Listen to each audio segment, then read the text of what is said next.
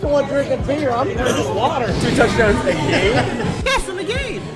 You're tripping. How high? No, Greatest fucking Super Bowl time. I don't know what we're doing in that front office, man. Twiddling our fucking dick. Ryan, I just need you to drink this. Wide receiver trivia. That's what she said. Her upset. Are those crutches? You can see Ryan's crutches in the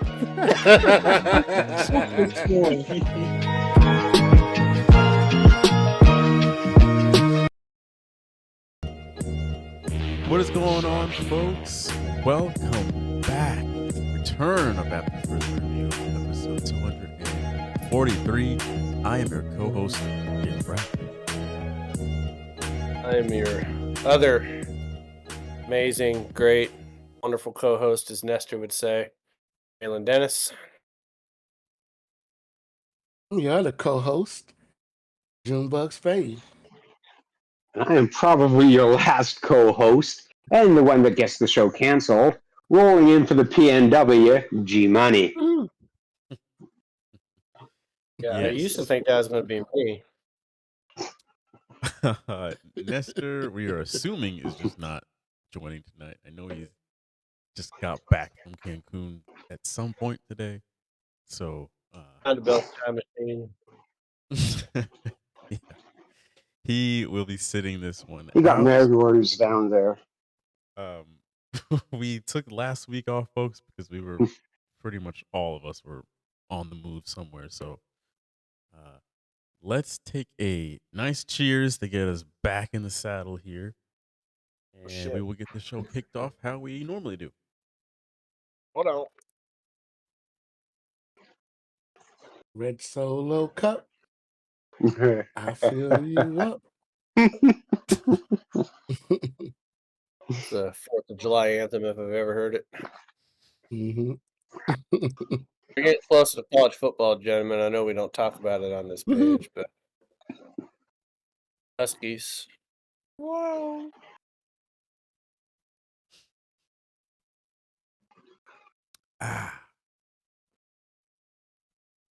Good to be back. Yeah. Yeah, I'm pretty sure I'm confident. This is the first shot I've taken since whenever we did our last episode. 2 weeks. Ooh. Really? I can't say that. Yeah. Not the I first took time a- I've you drank. This is the first time I've taken Hey. a shot since then. Let me tell you something. I went to Pittsburgh, and them people up there can drink. And they What else? proud of it, too. You Steelers fan? They are proud, too. Yes, they are. That's the only thing to do up there. So I guess that makes sense. Yeah. I had to root for the Pirates. I'd probably drink more than rooting for the Mariners. Hey, that's another thing. I got to see the Rangers win. Yeah. Nice. All right, folks. We've got a lot to get into this week. We are talking bunch of NBA free agency stuff. We are also going to get into that time of year where we start to predict every division in the upcoming NFL season. So we're going to predict the NFC South. And then we're going to take a break. And when we come back, we will have some community comments from you guys. And What's Up With That has made its return. So we each air out a grievance in the world of sports from this past week. So let's get right into things with the news for the week. I will say to you, just to let you guys know, I did take out the Michael Porter Jr. trade and swapped that with DeAndre Ayton signing with the Lakers. So just a heads up. Okay. Anyway, so we'll start things off with the Knicks hiring Mike Brown as their new head coach. His name was one that has kind of come up in more recent times. But hey, they fired Coach Tibbs several weeks ago. Probably like a month ago at this point. And they have finally filled the void with Mike Brown. So, G Money, I'm curious to start with you here. What did you think of this move for the Knicks? Well, I think it's a good move. I don't think it was their first move. I don't think he was their first choice. I don't think he was their second choice. And this is my what's up with that shit too. New York Knicks. But I think he's going to bring a different philosophy to the Knicks. It's more about ball movement, being faster. How that plays out with Brunson and with Cat, we'll see. And they need to add a couple more players. But, I mean, when you look at who was left for them to select as a head coach, probably the best of the ones that were out there that were available and that wanted the job. June? Yeah, I mean, I think Mike Brown is a good hire for this team. They make the right moves in free agency. The guy proved that he's a capable coach in the NBA. He has 2 superstars on his team, so that's a great start. The big thing with Mike Brown is he going to use the bench? Can he develop the bench with his coaches, and can he use the bench? That's what the Knicks are missing to get to the next level. So I think that's what everybody, especially that tri-state New York area that are Knicks fans, they're going to be watching what Mike Brown does with that bench. So stay tuned on that. But I think it's a good hire. Malin. I think it's a terrible hire. Mhm. I think There we go. I think he's the best of what they could get. You can't fire Thibodeau and then replace him with someone that's never been a head coach before, right? So you weren't going to get someone from college. You weren't going to Right. hire some assistant from another team. Every other squad that they wanted to reach out to denied them on talking to their head coach. And they didn't have anybody else they could hire. Mike Brown is a good name, but he's good at losing in the playoffs just like everybody else. He's the only LeBron James former head coach that still gets jobs that never even won a chip. So I don't know, man. You start listening to these players and Thibodeau's too tough. And so you get rid of him, even though he took you further than what you did the year before. It wasn't his fault. Brunson had some bum ankles in June. I love you to death. I think you're a little loose with the word superstar when you say 2 of them. I don't know that I really put Cat that category. Okay. Put him as an They have all-star. 2 superstars for that team. Yeah, Brunson's close. Brunson is like the new Harden. He a little pudgy. He's gonna run into everybody, get to the free throw line. But I just don't see Mike Brown taking this team, even if it comes back the same, taking them further.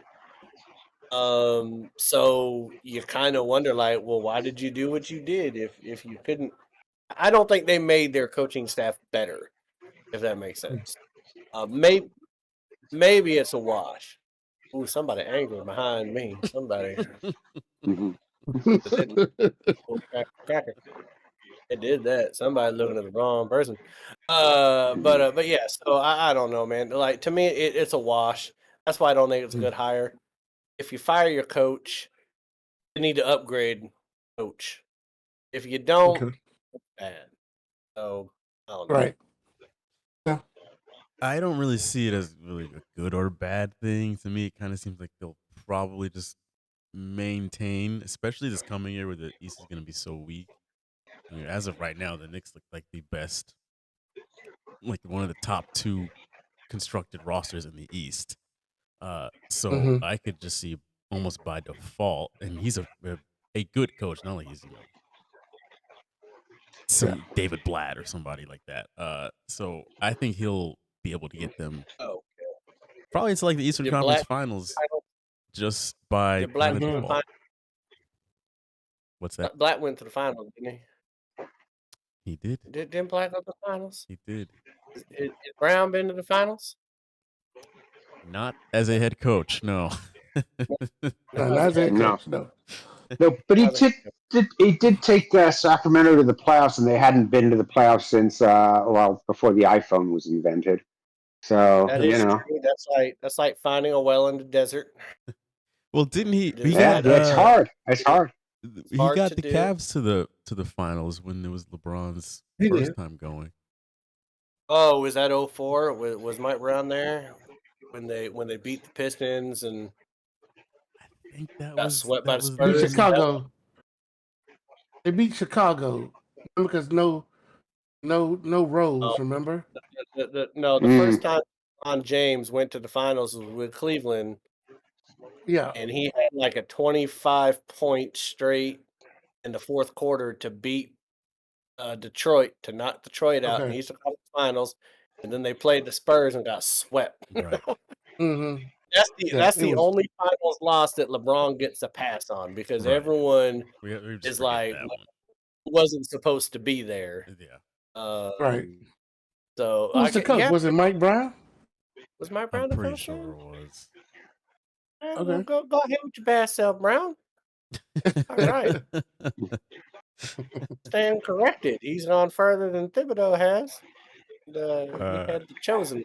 Yeah, I think just by default, like he's kind of set up for just a better situation in a weird way, just because of circumstance. It reminds me of Steve Kerr taking over for Mark Jackson, where it was like things kind of Oh opened yeah, up, and it's like, okay, you're gonna look really good now.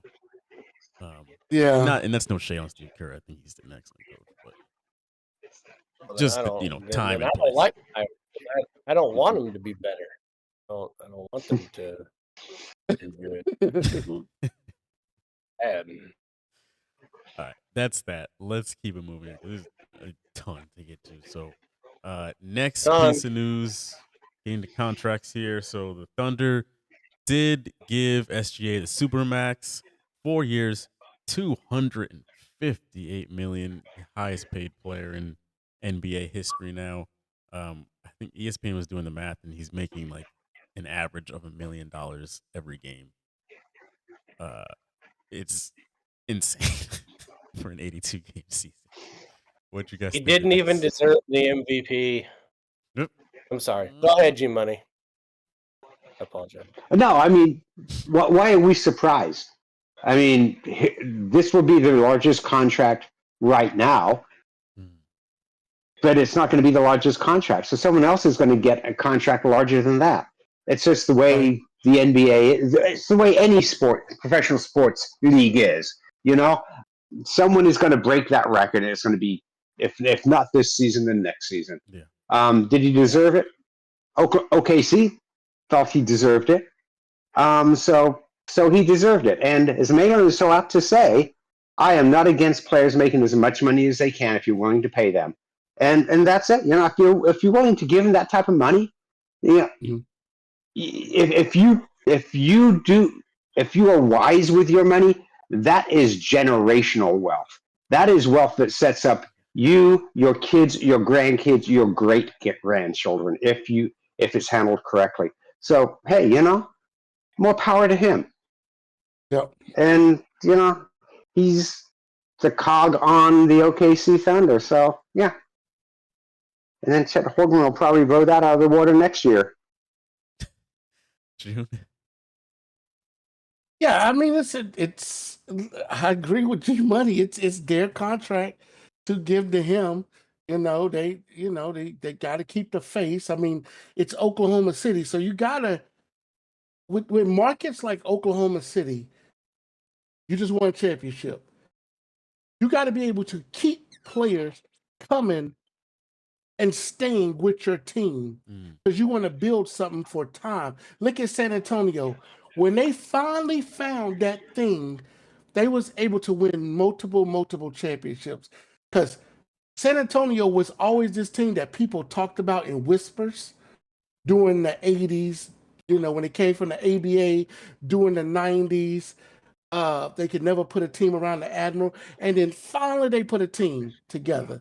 And then for a 10-year period, San Antonio is one of the best teams in the NBA. It's a small market, and it's hard to keep guys down there. but now you can. I think that's what Oklahoma City is trying to do. They're trying to keep something there. We got to get this guy the money. We got to keep him here, and you can continue to build around SGA because he has a big heart. He plays big in big spots. He's always going to play hard. You don't have to worry about that. So, hey, for Oklahoma City, this is a great deal. And like G Money said, somebody's going to break it. I mean, let's face it. Wembyamba is going to destroy that contract in a couple of years. We're going to look at this and be like, what? Wembyamba, that contract is going to be outrageous. It's going to be $500 million. I mean, Wembanyama, That's what I said. sort of. Go You ahead. almost said Wimbledon. Got you. I mean, honestly, guys, you know me. The only two issues I have with him having this contract is two things. One is with the Oklahoma City Thunder. Two, he's Canadian. So I don't like sending American dollars to Canadians. Whatever. He's gonna spend it in the U.S.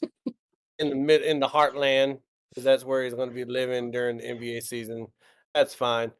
Hope they tax his ass. No, I just hate the Thunder. But the Thunder do, even though this thieving ass son of a bitch owner that stole my team from Seattle and moved them to Oklahoma City, even though he's David a thief, Stern. even though Bring he's a David thief, Stern. and he's a hoe and a whore at the same time. He's hoeing and whoring at the same time. God rest his soul.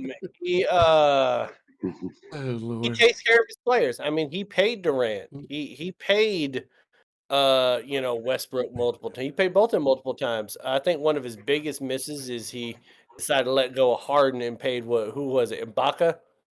He Mhm. paid him bucks. Yeah. Oh yeah. Yeah. But he's willing to shell the money out if you're worth Mhm. it. And he was the MVP, even though the Joker deserved it, but he did deserve to be Finals MVP. The team wanted stop it.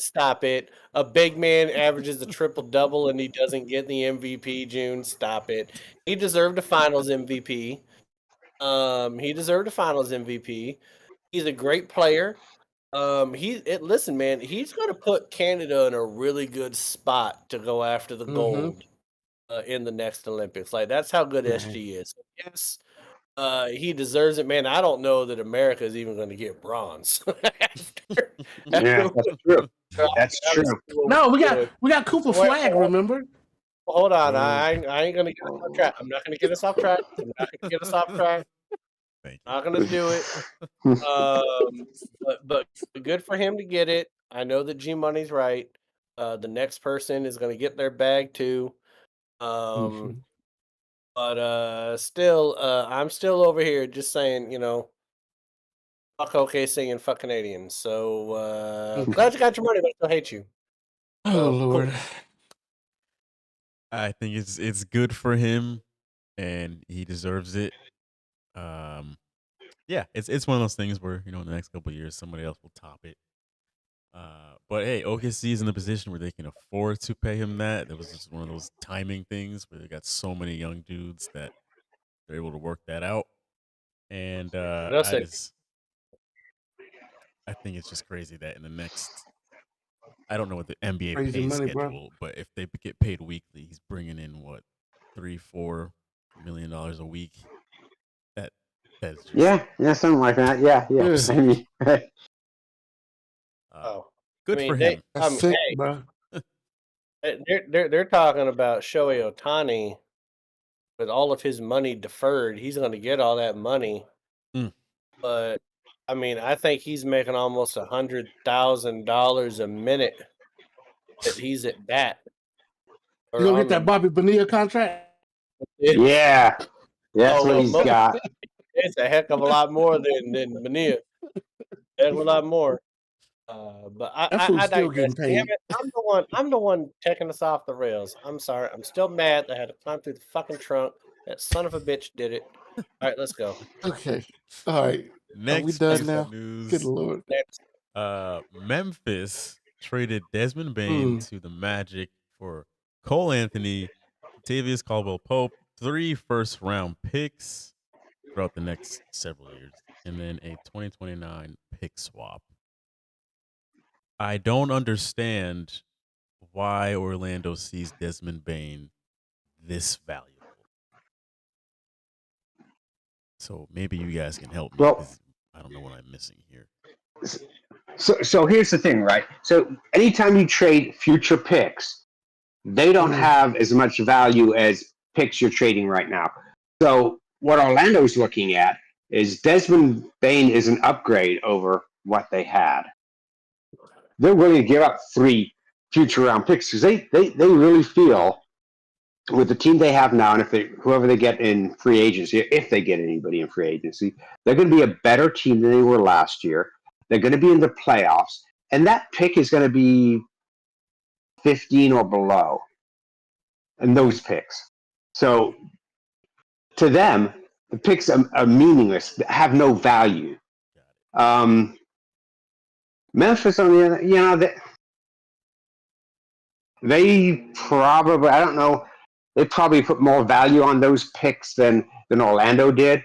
And Orlando does feel, especially as you said earlier, Jalen, with the East the way it is this upcoming season, Orlando probably feels that they could maybe be the 4th seed. Yeah. Mm-hmm.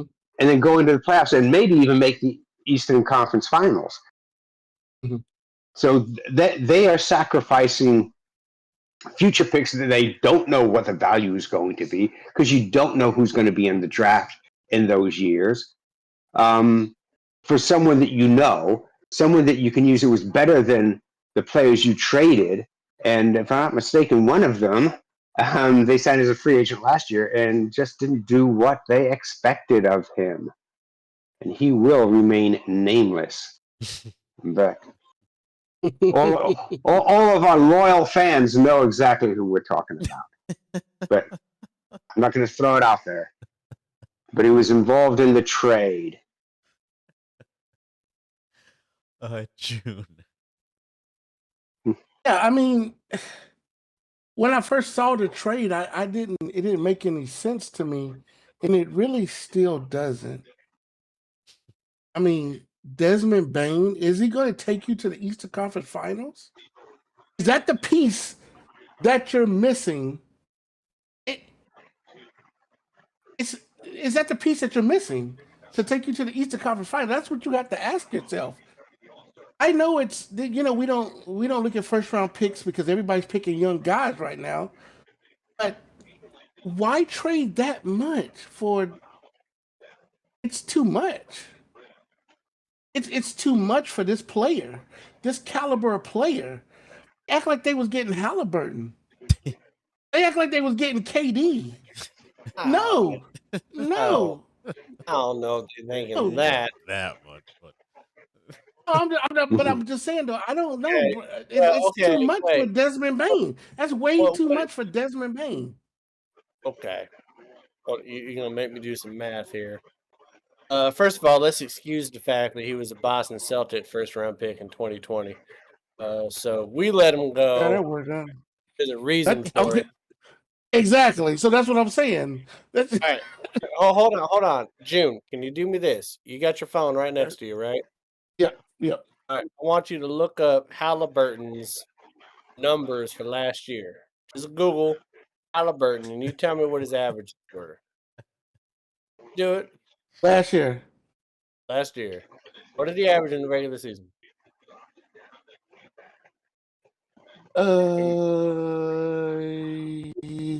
Regular season, he averaged 18 points, 3.5 rebounds, 9 assists. Okay, so Desmond Bain last year averaged 19.2 points, 6.1 rebounds, and 5.3 assists. So yeah, it's like you getting Halliburton in the regular season. When you're looking at the points. No, when you're looking at the point. Do the stats lie? Do the numbers lie? Are you playing Moneyball? You're playing Moneyball. You're playing Moneyball right now. Lie, you? Do the numbers This isn't the Oakland A's. This isn't the Oakland A's. I'm just saying. You're not getting rid of Jeremy Giambi. When you put stat per stat, against Desmond Bain and Halliburton in the regular season. And keep in mind, Bain was playing for Memphis and had shit. Okay. Exactly.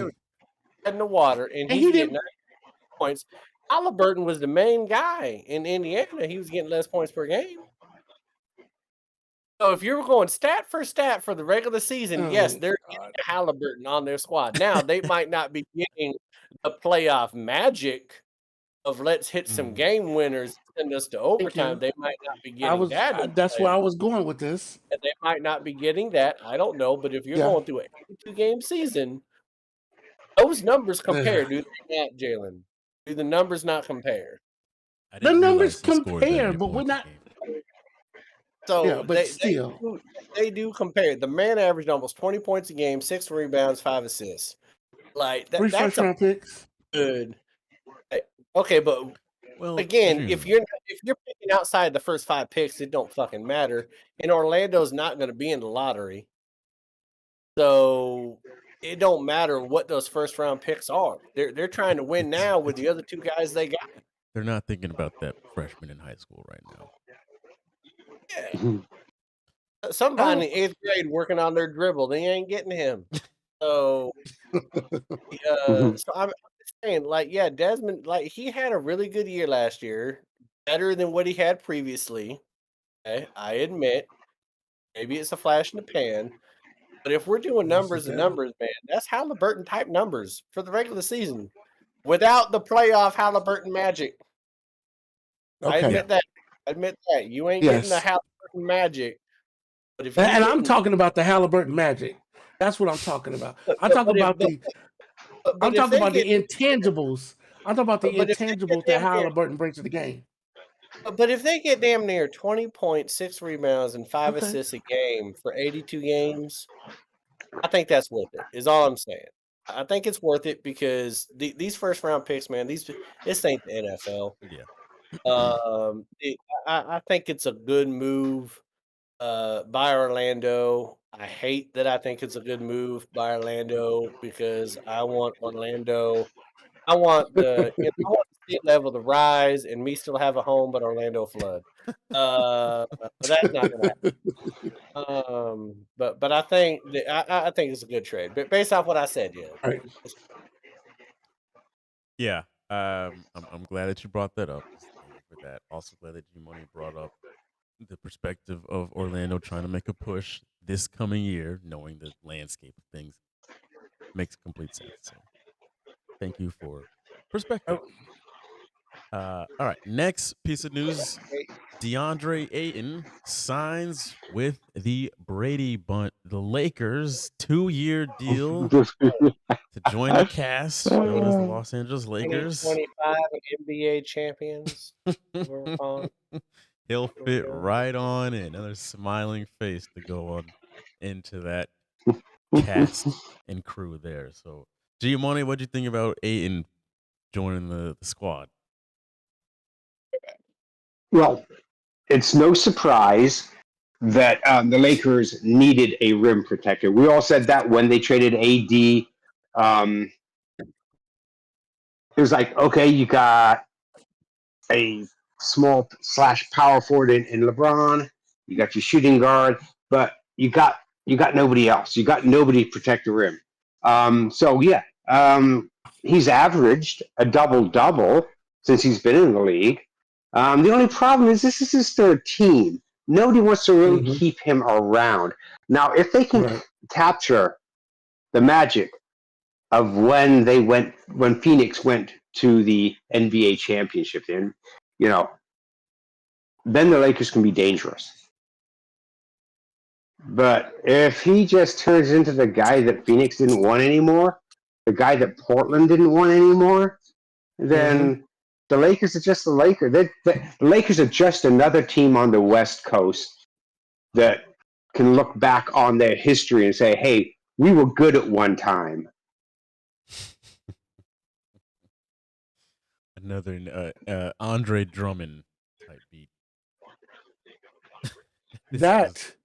I was going to say that is a perfect segue to that. Lakers need a rim protector. We said it. We all said it. They need a rim protector. Does he get them out the first or second round? Possibly. But again, G Money hit it on the head. Is he going to be the old Aiton? Or is he going to be a guy who is just going through the motions? He just got here, the paycheck for a couple of years. He gonna get to play with LeBron to say that he played with LeBron to his kids when they get older. Play with LeBron James. You know what I'm saying? Play with Bron and So Bronny. it's one of those. Exactly. Hey, I got to play with Ron and Ronnie. I get to get on a podcast in a couple of years and talk about that. You know what I'm saying? You know, what Aiton are we going to get? For me, I hope he plays well for their sake, because if it doesn't work and the Lakers with the new ownership, I can see this team blowing up. If they don't make the Western Conference Finals this year, with this move getting Aiton, I can see this team, the new ownership, keeping Luka, and then everybody else goes goodbye. Maybe a couple of other players that they like on this team, but for the most part, this team, this has to work this year. They got too much money invested in this team. It has to work this year. So we'll see what happens. It's a good move, because we all said the same thing. They need a rim protector, but will it work? Go ahead, Malin. All right. So I do believe that this is going to at least be LeBron James last year in LA. I do believe that. Whether it's his last year in the NBA, I don't know, man. That man, he can say whatever he wants, but if you've seen his feet, his toes are doing this, so you can't trust it because his toes are fucked up. But he tried to get more years on a contract before the sale was made with the new ownership, and the previous ownership wouldn't give it to him. But he had to take what he had, and so that tells me right there that ownership is ready to move on with just Luka. And Luka losing some weight. He might be losing too much weight. That man needs to eat a meal. Somebody give that man a bagel with some egg and cheese on it. But we all said it that they need a big guy. They tried to get a big guy, didn't happen. They went into playoffs without him. And Luka and LeBron James were both banged up when they went into the playoffs. So what you really need in the perfect scenario, there's only one way that the Lakers contend for a title next year. And if this happens, yes, they will be a title contender. Okay. If LeBron James and Luka are healthy going into the playoffs and they still got that big guy, they will be a title contender. They were a big man away from it this year, but they also walked into it with their two best players hurt, whether you're the aging LeBron, the young Luka, like they were both hurt. They and not just nagging injuries, like they were both hurt going in, especially Luka. But if they go into the playoffs healthy next year, like watch out. Like it could happen. I don't want it to happen per se, because that would give Lakers 18 titles, and I don't want them tied with the Celtics. But I think people would be foolish to think that the way that squad is projected right now, if they're healthy, yeah, they'd be title contenders. So they filled their biggest need. We'll see how it works out, but their biggest need is not just a big man; it's health. And Luka's been injury prone. LeBron's been injury prone. Let's see what happens. But it's good for TV. Charles Barkley and Shaq gonna have more things to argue about.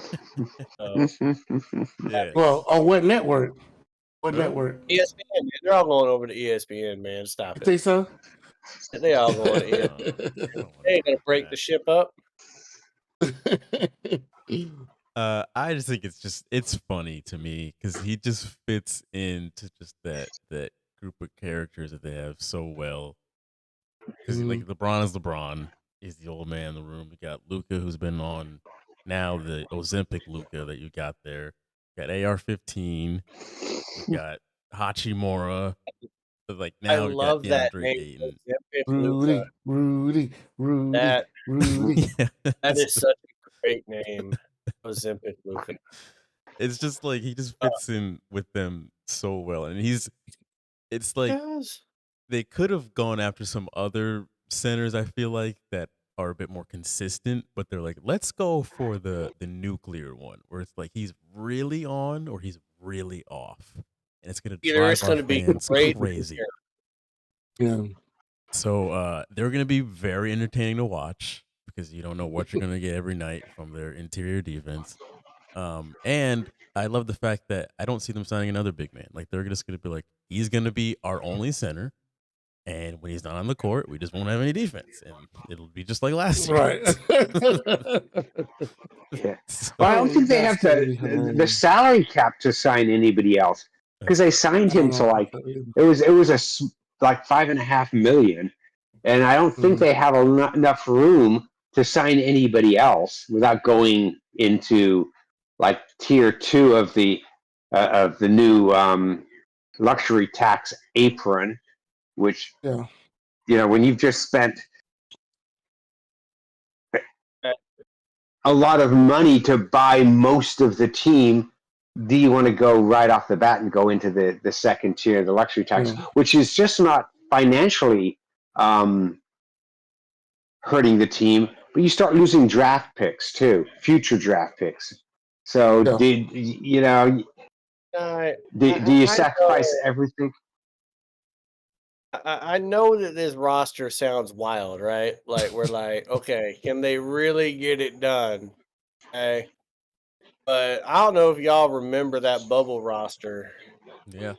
That won a championship in the bubble, man. I mean, somehow LeBron James got Anthony Davis, Rondo, Dwight Howard was on that squad. No, not only that, J.R. Smith was on that squad. Was he? No, he was. He was on that squad, man. He didn't play, but he was on that squad. Oh, that's right. That's right. Like he got some. In fact, one of Giannis's brothers was on that squad too. So, Yeah, he was. I remember that. So he's got 8 of them. Anybody can get it done. Hey, but they did. Hey, but check it out. They did sign. They signed They signed R.J. Davis from North Carolina.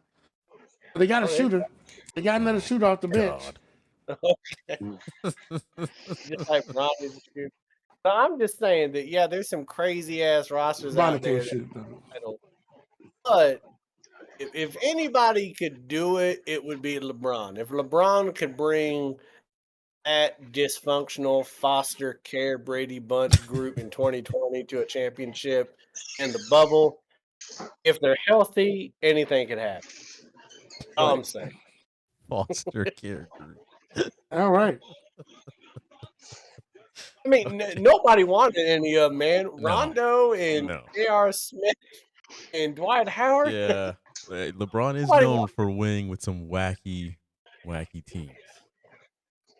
Hey, don't forget that Cleveland roster. Yep. Hey, that Cleveland roster? Don't forget Caruso was on that team too. Little headband ass. KCP was there. All right. Yeah, KCP, yeah. Oh man. All right. Let's continue. This one should be short. I just had to. This is absolutely ridiculous. Kings gave Dennis Schroeder 3 years, $45 million to a man who was on, I think, 3 or 4 teams all last year alone. Stupid. 3 teams. Stupid. Yeah. I don't. Sacramento's the epitome of 1 step forward, 2 steps back at all times. Good to the Lord. Cut off your nose to spite your face. But you're looking at what, $15 million a year, right? So $15 million in NBA parlance is not very much. Would I have done it if I were the GM or the owner? No, hell no. I just don't think I would have spent my money at another position. But Sacramento has made questionable decisions on trades and free agency, and you look at it and you go like, well, that's what happens when you have a GM and an owner. They're like, yeah, let's do that. It's like, why? Does it make sense? How does it help your team? And if it doesn't, then spending money just to spend money, shit. Mhm. Here's the thing. Any NBA owner that's listening out there that wants to spend some money and doesn't care how they do it, advertise on AFR. Just toss us some green and we you will know, pump you up. Yeah, first of all, I don't know what he meant by pump you up. There's a limit to the pumping. But I do think it's a better ad buy than paying Schroeder $45 million. I mean, okay, first of all, G-Money, you went in the Marines. Have you ever been to one of those going away parties where like people are going into the military? There's like 3 or 4 Marines and maybe the Navy, and there's like a couple girls there, and they get passed around like fucking candy. That's what Schroeder is, man. Schroeder is just, I mean, give the man some lube. He's getting raped so many goddamn times. He's not worth $45 million. That's insane. That's insane. You could have let the man get signed by league minimum by some other team, Right. and picked him up 30 games into the season. He would have already been on his third team. You decided to give him $45 million. And first of all, he don't mind if he's going to get passed around the next 3 years because he's getting $45 million to get passed around. He don't give a shit. He'll live I'd live out of a suitcase if you want to give me $45 million and be like, I live at a Motel 6. I live right at Motel 6. Hey, it doesn't even have to be a Motel 6. I'd be It could be like, some we'll leave the damn- light on for you. Used to be a Motel 6, and they call it something else now. They put a tarp over where the Motel 6 used to be with a different name. Stay there for $45 million. But this man is not going to stay with the Kings. Like over under, do you think he stays 82 games with the Kings? No, he's someone else traded. Somebody else. The Kings are just like, we need to spend a certain amount of money. So we're gonna give Schroeder some money. Damn. I don't understand NBA teams' obsession with him. He's never won anything. Never done anything. I don't think he's ever been an all-star even. So it's like I really don't get it. But he's been on a bunch of teams. He's either gonna make the Sports Center top 10 once a year or the not top 10 like 5 times a year. It's gonna happen. He's gonna be on Sports Center. So if you just want runtime on Sports Center, then maybe. Jesus. All right. Second to last piece of news here. Keep it moving. Oh, this hurts. So Celtics made a bunch of exit moves. They sent Porzingis to Atlanta, Drew Holiday to Portland, Luke Cornett to San Antonio, and Al Horford is on the block to be moved to wherever he wants to go. We did get Anthony Simmons from the Blazers. No idea about the rest. I think the rest everyone just walked, but it's sad just to see some of these guys go. I'm not gonna lie, Al Horford going. I hoped he was just gonna retire as a Celtic, and that was gonna be that. But it seems like the Magic are interested in him. It's one spot for him to go to, which that would hurt if he goes to the Magic. That's gonna hurt. I think he's gonna retire, but I agree. It also hurts. We lost. What was his name? He looks like fucking Kubicek. White guy, center, 45, 44. Yeah, he already said it. What's his name? Luke Cornett. Luke Cornett. Yeah. Yeah, that's who you guys lost. Damn it. Yeah. We got no big men. You drafted one out of. You drafted a big man. Oh, you did. Yeah. I think out of Kentucky. You did out of Kentucky in the second round, who probably should have been a first round pick. And you still have a couple of big men on your roster, though. To be quite honest, I think they've played a total of like Probably 15 Irish, minutes. No, Probably man. one's going to get deported by ICE, and the other one we have no idea. Your wife is gonna fuck. But go ahead, Malin. You're a Celtics fan. Tell the world how you feel about trading Porzingis and Holiday, and obviously letting the other two walk without well, as far as we know, without even an offer. I would like to say that my girlfriend Kendall, she has become a Celtics fan just because I'm a Celtics fan, and her two favorite players were Porzingis and Holiday.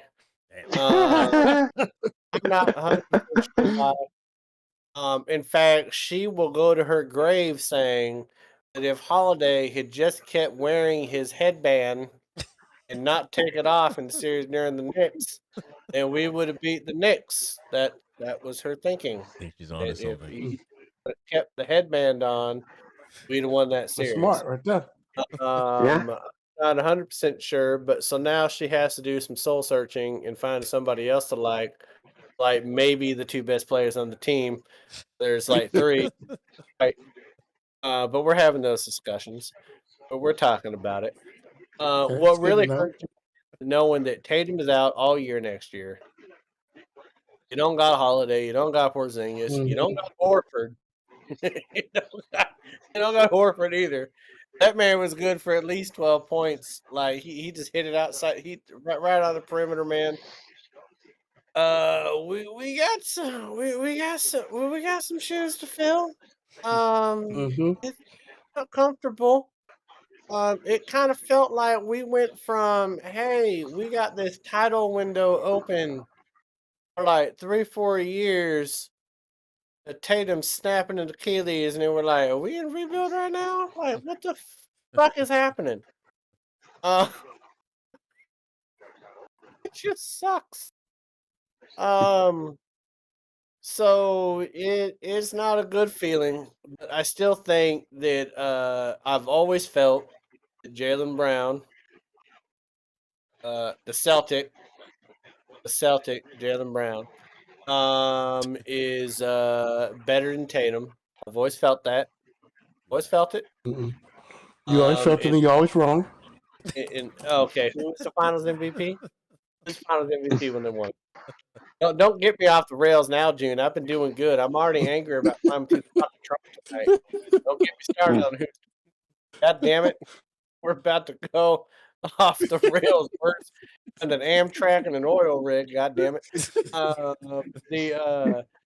So I still think the Celtics can compete to go to the playoffs, but I don't think they're a title contender right now as they're constructed now.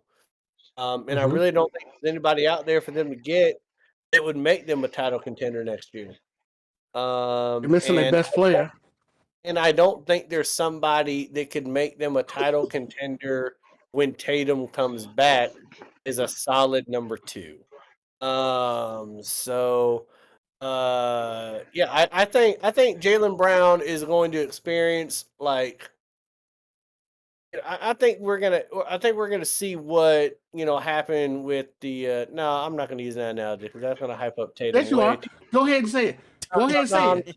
Go ahead and say it. I know what you're about to say. You about to say. He was about to say. Well, was Jaylen Brown gonna be like Scotty without Michael? Brown is better. Hey, Jordan never won shit without Scotty. Jordan never won shit without Scotty. God damn it. That's what he was gonna say. Fuck you, man.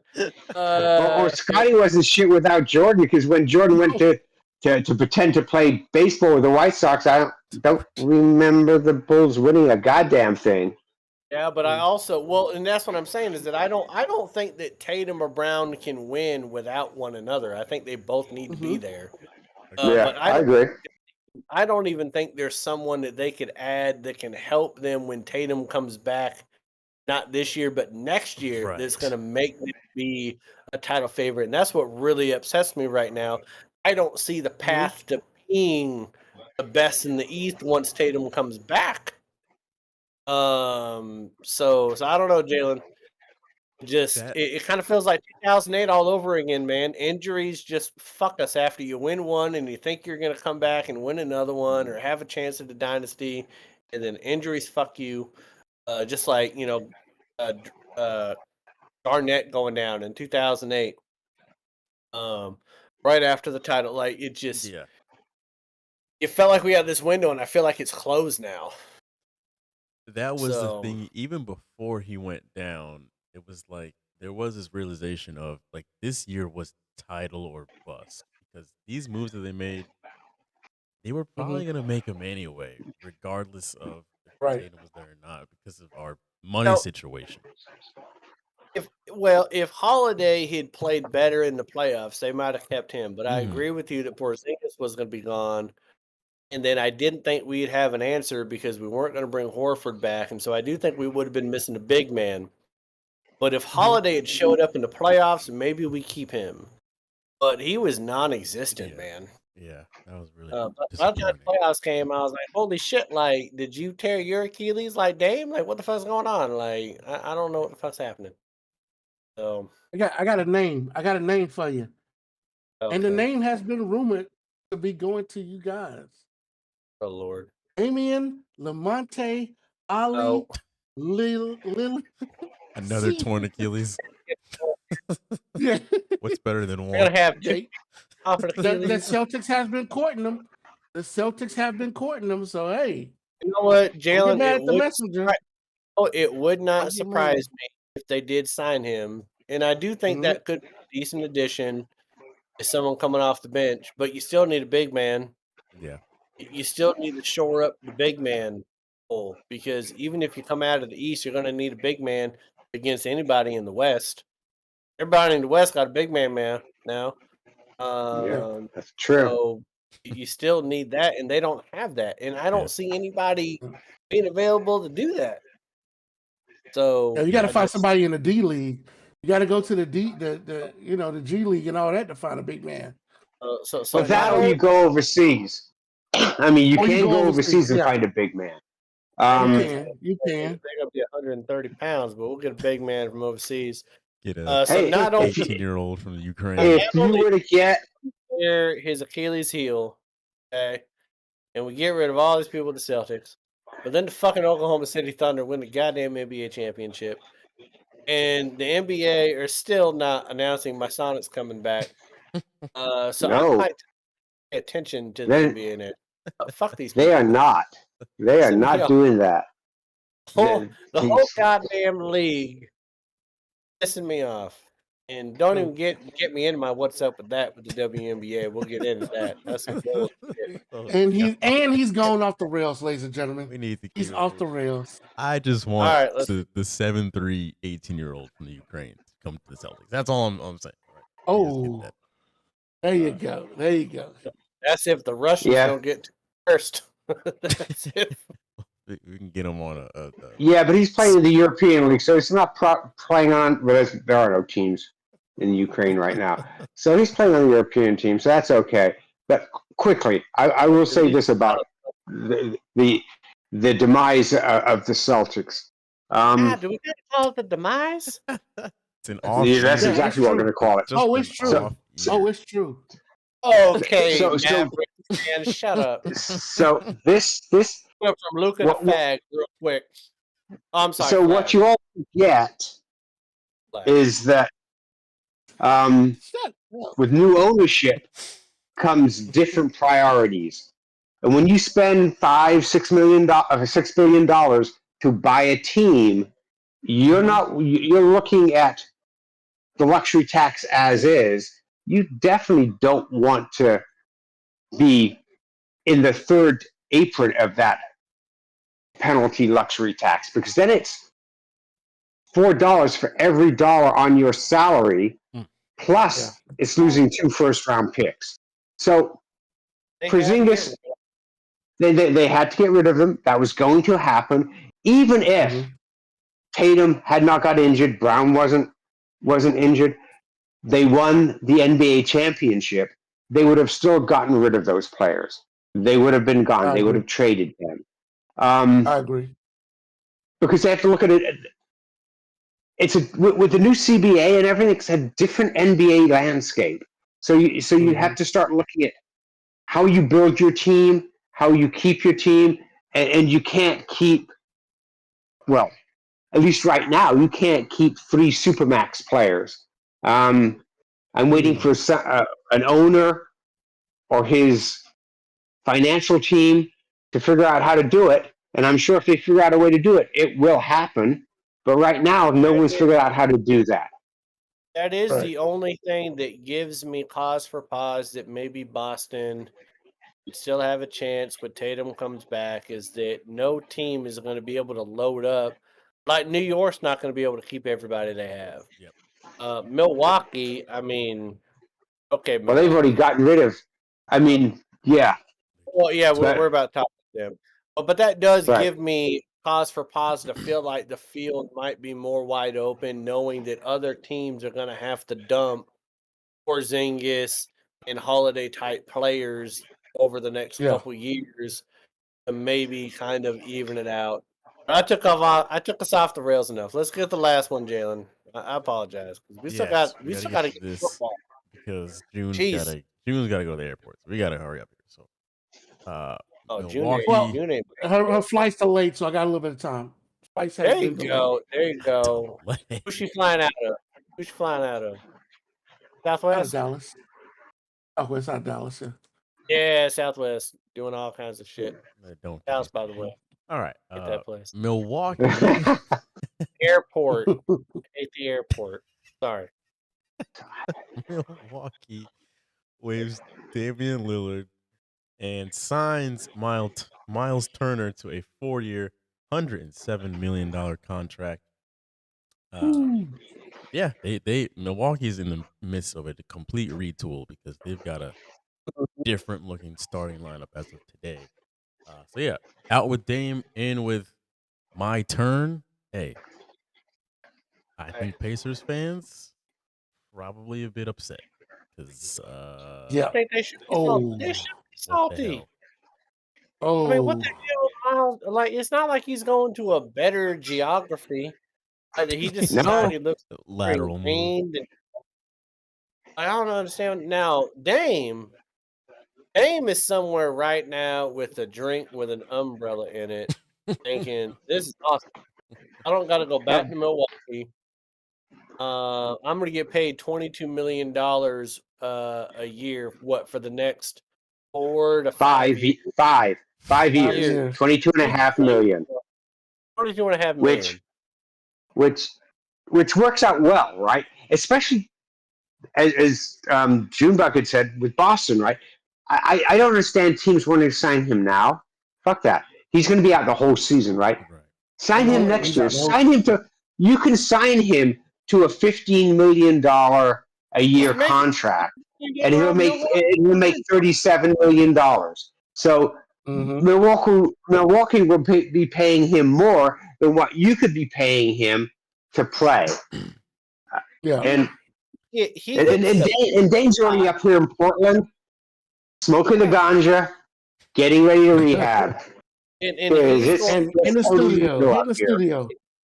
And he's going to be able to pick a spot wherever he wants to go because he's not going to have to sign for a ton of money. Right. He doesn't need a team that's going to have to afford all that money that he's going to want because he's going to be getting all this from Milwaukee. Yeah. And he doesn't have to go to Milwaukee again. Yep. In fact, there's rumors out there that he's making a diss track right now about Milwaukee. I think that's fucking hilarious. I think it's hilarious too. But Miles, I don't understand. I understand why Milwaukee did what they did because they can get it off the cap. They waive him, but they're still going to pay the money, right? So it's like the equivalent. Like they're going to be paying him. Yes, they're going to be paying him $22 million a year. But that's less than what they would be paying in a luxury tax had they kept him on the roster. With so it's a good financial decision for them. But Miles Turner, sir. What? Like I know that Halliburton just tore his too, which is wild that we keep dealing with teams with torn Achilles I know. Like Wow. has torn Achilles in the East, which is crazy. Um, but you traded yellow in Indiana for green in Milwaukee. Like you didn't have nothing else. No one else would have given you something Well, better. You like the cold that much? This well, is the this cold doesn't make any difference because he's in Indiana. But the difference being, no other team offered him that type of money, and Indiana wasn't going to match it. Nope. Indiana basically is no way in hell are they going to go anywhere close to the luxury tax. They've already said that. So if you're a player, and he's the longest tenured player with the Pacers, he's been there 10 years. And so you go to Milwaukee because Milwaukee's going to offer you that type of money. I'd go to Milwaukee to offer you that type of money. How much less were they going to offer him though? Because Indiana's A probably lot gonna less. go a year. A lot because less. of the A cap. lot less. But you They, gotta they were not even going to come close to the 100 and some million that he was offered. you gotta think that No. years 2, 3, and 4, he'd have a better chance at a chip with Indiana than he would with Milwaukee. Maybe, but then again, you start thinking Here we are about thinking your future, right? Your financial future. Do you want to stay at Indiana making, let's say you re-signed with them for 4 years at $45 million. They were going to come in that low? They must. They are not coming anywhere close to the salary. Take a look at their salary cap, see where they're at. Seems pretty cool, I guess. Well, and Milwaukee had that opening once they released Dame. Once they released Lillard, they had that money to play with, and they needed a big man because Lopez left. And really, I always thought that Lillard was a bad fit for Milwaukee when they traded Portland for him. Like, why? It made no sense to me. The only sense it made was the fact you were trying to keep Giannis. Yeah, but I don't know that getting rid of Dame and signing Miles Turner is making Giannis happy. I don't. He already out there. He signed.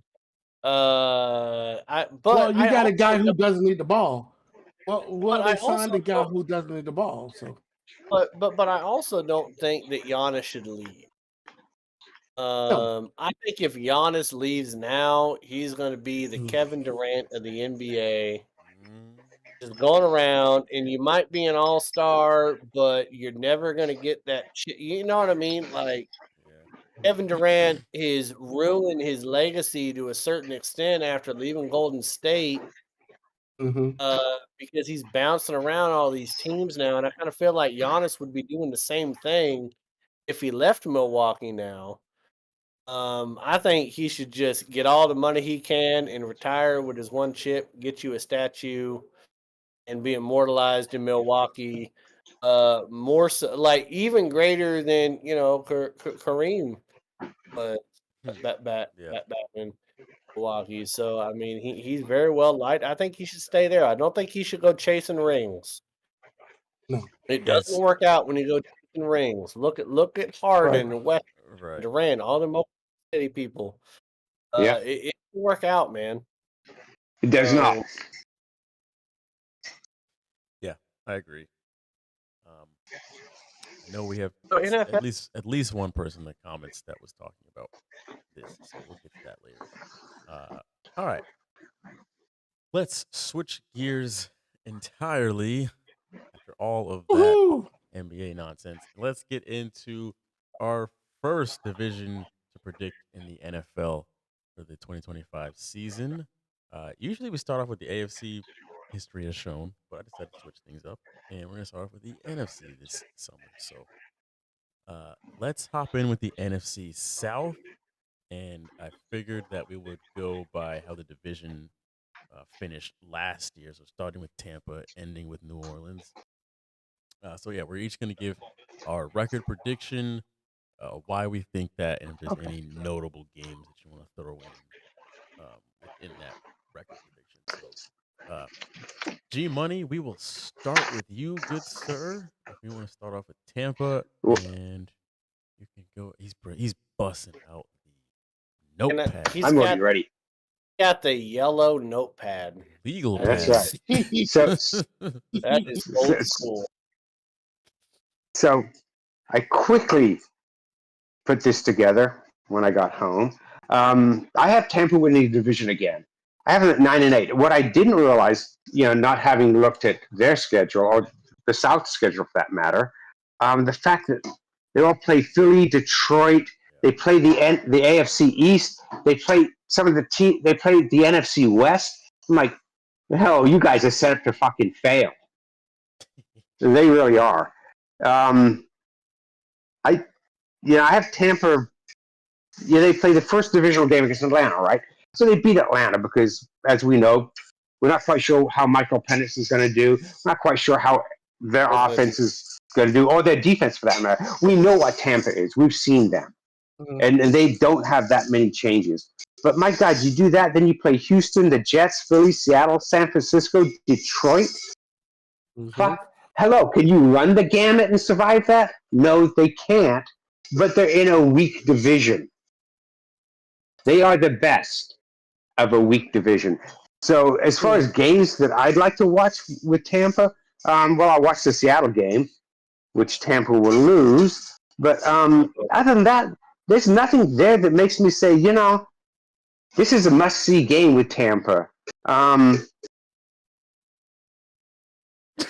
Maybe later in the season against Atlanta or Miami or maybe Carolina. Maybe in the beginning, like week 3 against Houston, that might be an interesting game to see how they play against that type of offense. But other than that, there's really nothing there that makes me go, you're a decent team. You're not a good team. You're not a great team. And you'll win the division again this year just because the other teams suck fucking shit. Right. I'm sorry. What was the record that you gave them? You said 9-8. 9-8. 9-8. One game above 500. Winning the division and making the playoffs. Got it. June, you can go right ahead. Yeah, I also have Tampa at 9-8. I don't have them winning the division though, but I do have them at 9-8. I think that their luck of winning the division the past 5 seasons is going to finally run out. I do, and it's that beginning of the season. G Money said they're going to beat the Falcons first game of the season. They're going to lose the Falcons first game of the season. Then they're going to lose to the Texans. The Jets are going to come in and sneak a game, and then they're going to lose to the Eagles. Now, actually, I really believe they may beat the Eagles. Win 9 games and they go 0-4 to start the year. Hold up, player. This is my time. What is this math? He's right. I said they're either going to beat the Jets and lose to the Eagles, or lose to the Jets and beat the Eagles. But one of those two is going to happen. And then they play the Seahawks, the 49ers, and then the Lions. It's a tough schedule to start. But I think after that, they can start running the gambit. After that, I believe that they'll run the gambit. They'll get to that 9 win, but I don't think they'll win the division, and I don't think they'll make the playoffs. Because I believe only one team from this division is going to make the playoffs. I got them at 9-8. Go ahead. All right. So I got the Bucks at 9-8 too. What's really going to define their season is week 4 through 7, where they play Philly, Seattle, San Francisco, and Detroit.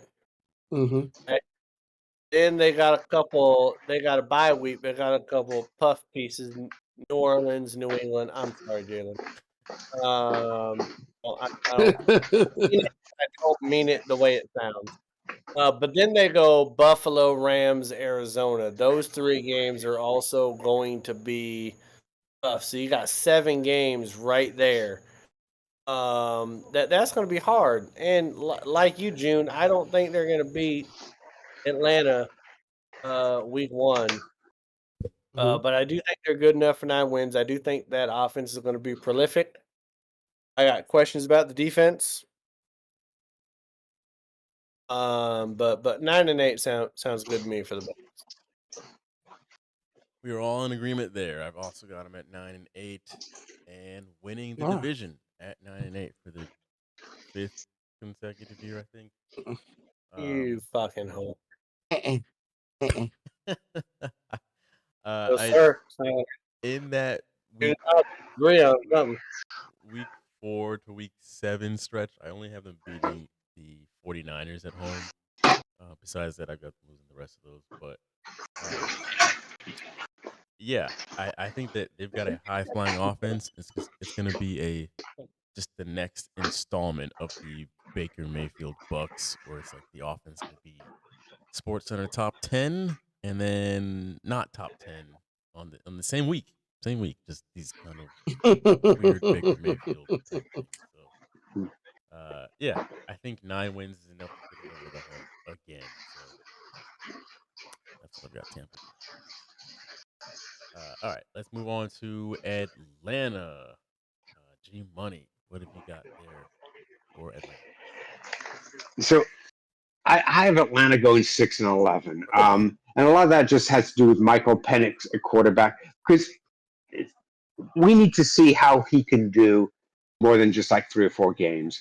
And well, that and Michael Pitts at tight end. Will they use him? Won't they use him? And if 2 head coaches don't use him, then why the fuck did you draft him?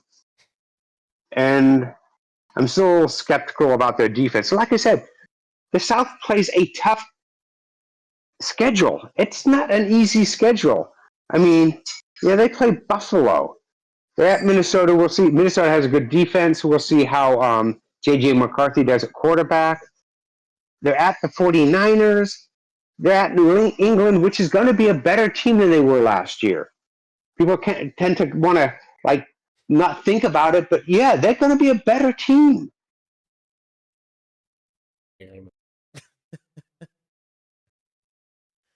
6-11. All right, go ahead, June. You got them at what? 5-10. No, man, no. I'm telling you, and this is all Malin's fault.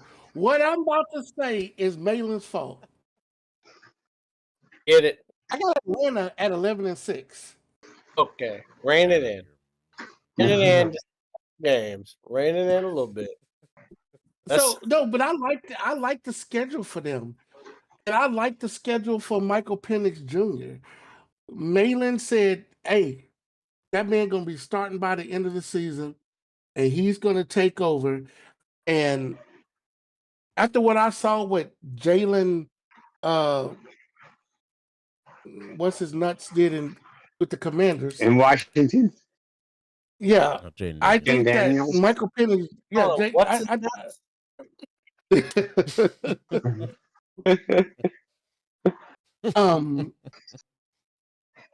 I believe that we're seeing these young quarterbacks come out here and be explosive. I think Atlanta, they've been so close every single year to beating Tampa and winning that division. I think this is the year they overtake them. I like their schedule. I think they can start off hot.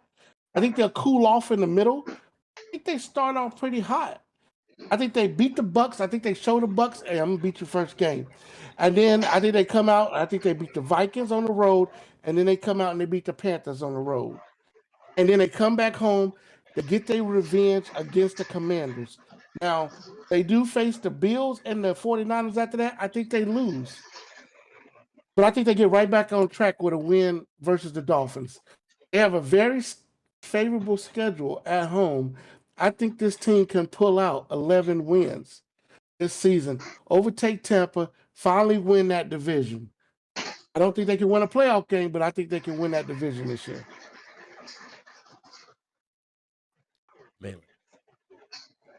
All right, now I am on the record saying But I do believe, and I still believe, that Michael Penix Jr. is going to be the best quarterback out of this draft class. I believe it, and I stand by it. Okay? I do believe that the Falcons will win the division at 9-8 because they will hold tiebreakers over the Bucks because I'm expecting them to beat them twice, or there be some other win difference between within the division or conference, something like that. I got them going 9-8. I think they're actually going to go 3-3 to start the season. I think they'll win their first three, lose their next three, but then get cooking again against Miami, New England, Indianapolis, Carolina, New Orleans, the Jets, and then you come into Seattle, Tampa Bay, and Arizona, and the Rams. That's going to be kind of the difference maker right there to me, June.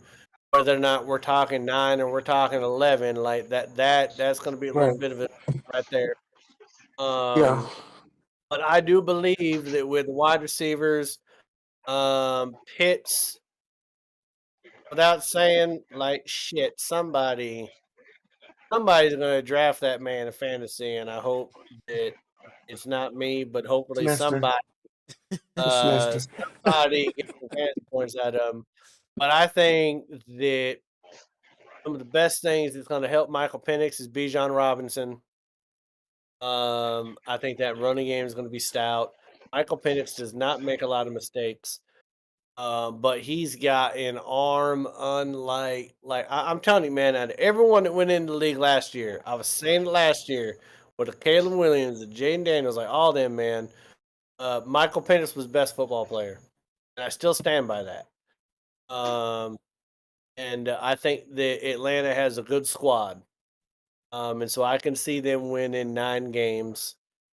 They came real close to dethroning the Bucks last year. You give Michael Penix a full 17 games, you're not fucking around with Kirk Cousins. This is bullshit. I think they're gonna No Kirk O'Chains? overtaking them. So I like the Falcons. 8. Kirkle's got the chains Go in Chains, the safe. Go Right Chains, now. man. I've got them going 8-9. So, just the game under what Malin is saying here. I think they're going to have one of the more entertaining seasons out of all the teams in the NFL this year. And I think their first, basically up until their bye, I think it's going to be really entertaining, especially since week 2 going like basically 2 rookie quarterbacks, JJ McCarthy and Michael Penix. That's going to be an interesting one. Jaden Daniels is in that schedule. I actually have them beating the Commanders in week 4 at home. I think that's going to be a great game, Washington and Atlanta. Yeah, and if you look at their schedule, there's a lot of not necessarily rookie quarterbacks, but younger quarterbacks. Like they play my Patriots, Drake May. Colts, I don't know what the fuck they're doing at quarterback. They've got musical chairs going on. Justin Fields, obviously, he's got some experience, but younger. You don't know what's going on in New Orleans. Right, New Orleans. I think that's what's going to help them though is that New Orleans is the last game of the year. Yeah, I think division comes down to the last game of the year. They got New Orleans. Yeah, and I know that Tampa has Carolina, but I'm not a huge believer in Bryce Young. But he was doing some stuff in the second half of the year. He was doing some stuff.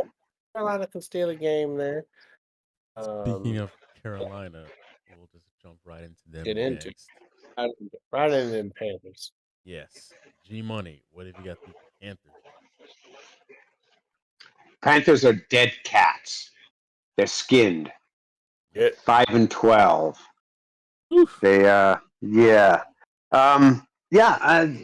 Bryce Young has to get a lot better, or this is his last season. That's it. He's done, and they're looking to draft the next quarterback. Which ostensibly next year you should have some good quarterbacks to draft. But yeah, he's done.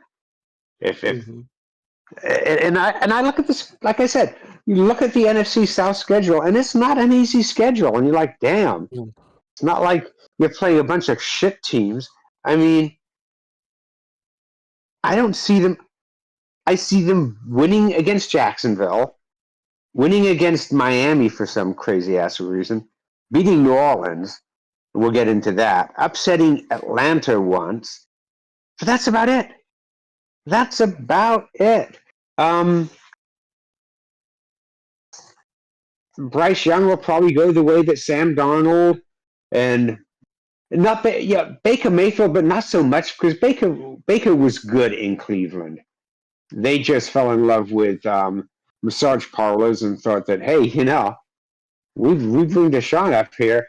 We're getting a lot of happy endings, and it didn't work that way. I cannot wait to do the AFC North. I cannot fucking wait. But yeah, I got Carolina going 5-12 and drafting a quarterback next year, probably with the 5th or 6th pick. June. Yeah, I'm at 6-11. Just one game above what G Money has. They're just not a very good team. I don't see an upside to Bryce Young at all right now. I thought he was having a little bit of upside, but I just think he was playing a bunch of teams that was injured or at the end of the season that just didn't care, or people trying to tank. I don't see anything about Bryce Young that I like. I thought I did. I thought he was going to turn into a decent quarterback. As of right now, there's nothing about him that will say that I can say, oh man, he is Carolina's future. I just don't see it. I think they're just going to go 6-11 just because when they get to the last 3 games of the season, they're going to be playing 3 playoff teams. Play the Bucks, Seattle, and then the Bucks again. And the Bucks are going to be trying to fight for that playoff spot and trying to fight for the division. So, and then Seattle probably be fighting for that division. So those are 3 losses at the end. That team is cooked this year. I gave them 6 wins out of pity. Just because I think New Orleans is that bad. Like y'all said, they'll probably steal a game from Atlanta, maybe. But other than that, they'll probably catch a couple of wins here or there, maybe upset a couple of teams. But other than that, I see them 6-11. I don't see this team moving on with Bryce Young after this season. Malin. I got to win 5 games. I do differ in the opinion that they're necessarily, if they win 5 or 6 games, will they move on from Bryce Young? I do feel like Bryce Young could have the type of year that they win 5 or 6 games because of him, and they lose the rest of the games not because of him, because of the rest of the team. And they do give him another chance. He was, I think, when I looked at it earlier today, the number 12 rated quarterback the last 7 weeks of the season, which isn't the highest, but it's not the worst either. He did have after he got benched and he came back, he did play better. But I just don't think the team is very good. I don't think they're well coached. Mm-hmm. I see them, out of Jacksonville and Arizona, I see them winning one of those. Out of New England and Miami, I see them winning one of those. Maybe even out of Dallas and the Jets, they could win. They could win one of those. There's 3 right there. I see them beating New Orleans. Yeah, I said it, Dallas. They What the hell you didn't? Carolina is one of those teams. Carolina is one of those teams that is going to beat a team a couple times they shouldn't. That's the type of team that I feel Carolina is going to be. Okay? Yeah. I don't think Carolina is just going to win the games that we're looking at on the schedule and be like, oh, well, yeah, they should win that, win that, win that, win that. I think there's going to be 1 or 2 games where they're bad enough to lose some games they should win, but they're average enough to where they could beat a couple teams that they should lose to. So I would put Dallas on that, Green Bay on that. Atlanta on that as far as like a team that they can fuck around and find out and end up being on the losing side to Carolina next year. And I also do think that being in the you can say that all you want, but I'm still right, June. I'm sorry. Um, I think it's hard to beat a divisional team 2 times in 3 weeks. I think. So you think they're gonna beat the Bucks one time? I think they split with the Bucks. Okay. Because okay. I just a divisional team 2 times in 3 Mhm. weeks. They're not going to have anything to play for. I know the Bucks are going to have a lot to play for, but I think in the division, like you can throw records out the window when it comes to division late in the year when teams play each other. Like teams playing division teams that don't have anything to gain from winning, like they beat them. So I could see them winning one of those games against Tampa. But I only got them at 5 wins, but I do think that there's going to be a lot of games that they lose that they possibly should win. But there's going to be a couple of those that they win that everyone's going to be like, no, they should lose that game. And it wouldn't surprise me if they get 2 or 3 of those wins because they're a bad football team. But, I mean, sometimes that's just how the dice rolls. I think they're going to be one of those teams that kind of mucks up all of these predictions that we have for all these teams. Carolina is going to be one of those teams that fucks around and finds their way into 3 wins they shouldn't have had. So I've got Carolina winning 7 games this year. God damn. Okay, you gotta beat Dallas too, don't you? Yeah, don't you? Cowboys losing. Hey, don't just come at me, June. I said maybe. I said maybe.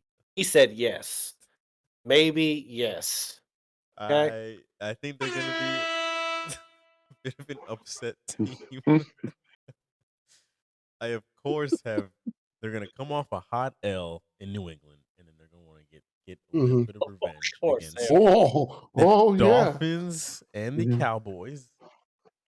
So I think that's what's gonna happen. What the hell he did? Where's Nestor at? Nestor would agree. Nestor ain't got no faith in his squad.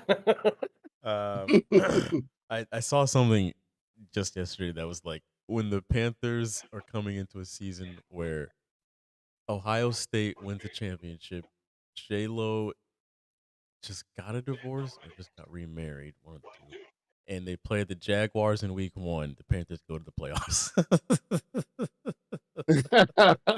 Oh shit! Someone been talking to somebody in Louisiana. They throwing out some chicken bones and some voodoo dolls. Jesus, some voodoo shit right there. You going deep in the bank to find that. I mean, how far back was that? Are we talking like 10, 15 years? I mean, don't matter. It's probably true. Probably true. Steve Smith probably had something to do with both of them. So yeah, I've got them winning 7 games. I do think that they've improved in the trenches big time. However, their offense is still pretty bad. Like, I can't really name almost anybody on their offense instead of Chuba Hubbard and Bryce Young, Adam Thielen. So, and that dude, that country dude, that real country dude. Sure. That dude from South Carolina, the one with that thick ass accent. Beats me. The wide receiver. Yeah. So you know what I'm talking about? I've got him going 7-10 and being just kind of a thorn in some team's side. So. Okay, Jalen. The last 2 times that happened, the Jaguars and the Panthers played week 1. The last 2 times was 2003, which I'm pretty sure that was the Super Bowl. The Super Bowl. Super Bowl. And 2015. Yeah. Which was when you went to the Super Bowl. Jesus Christ. Well, I mean, they played the Jaguars week 1. They went to the Super Bowl. That was oh my God. If they did that this year, boy, I would quit this. I would quit. I would never talk about football again.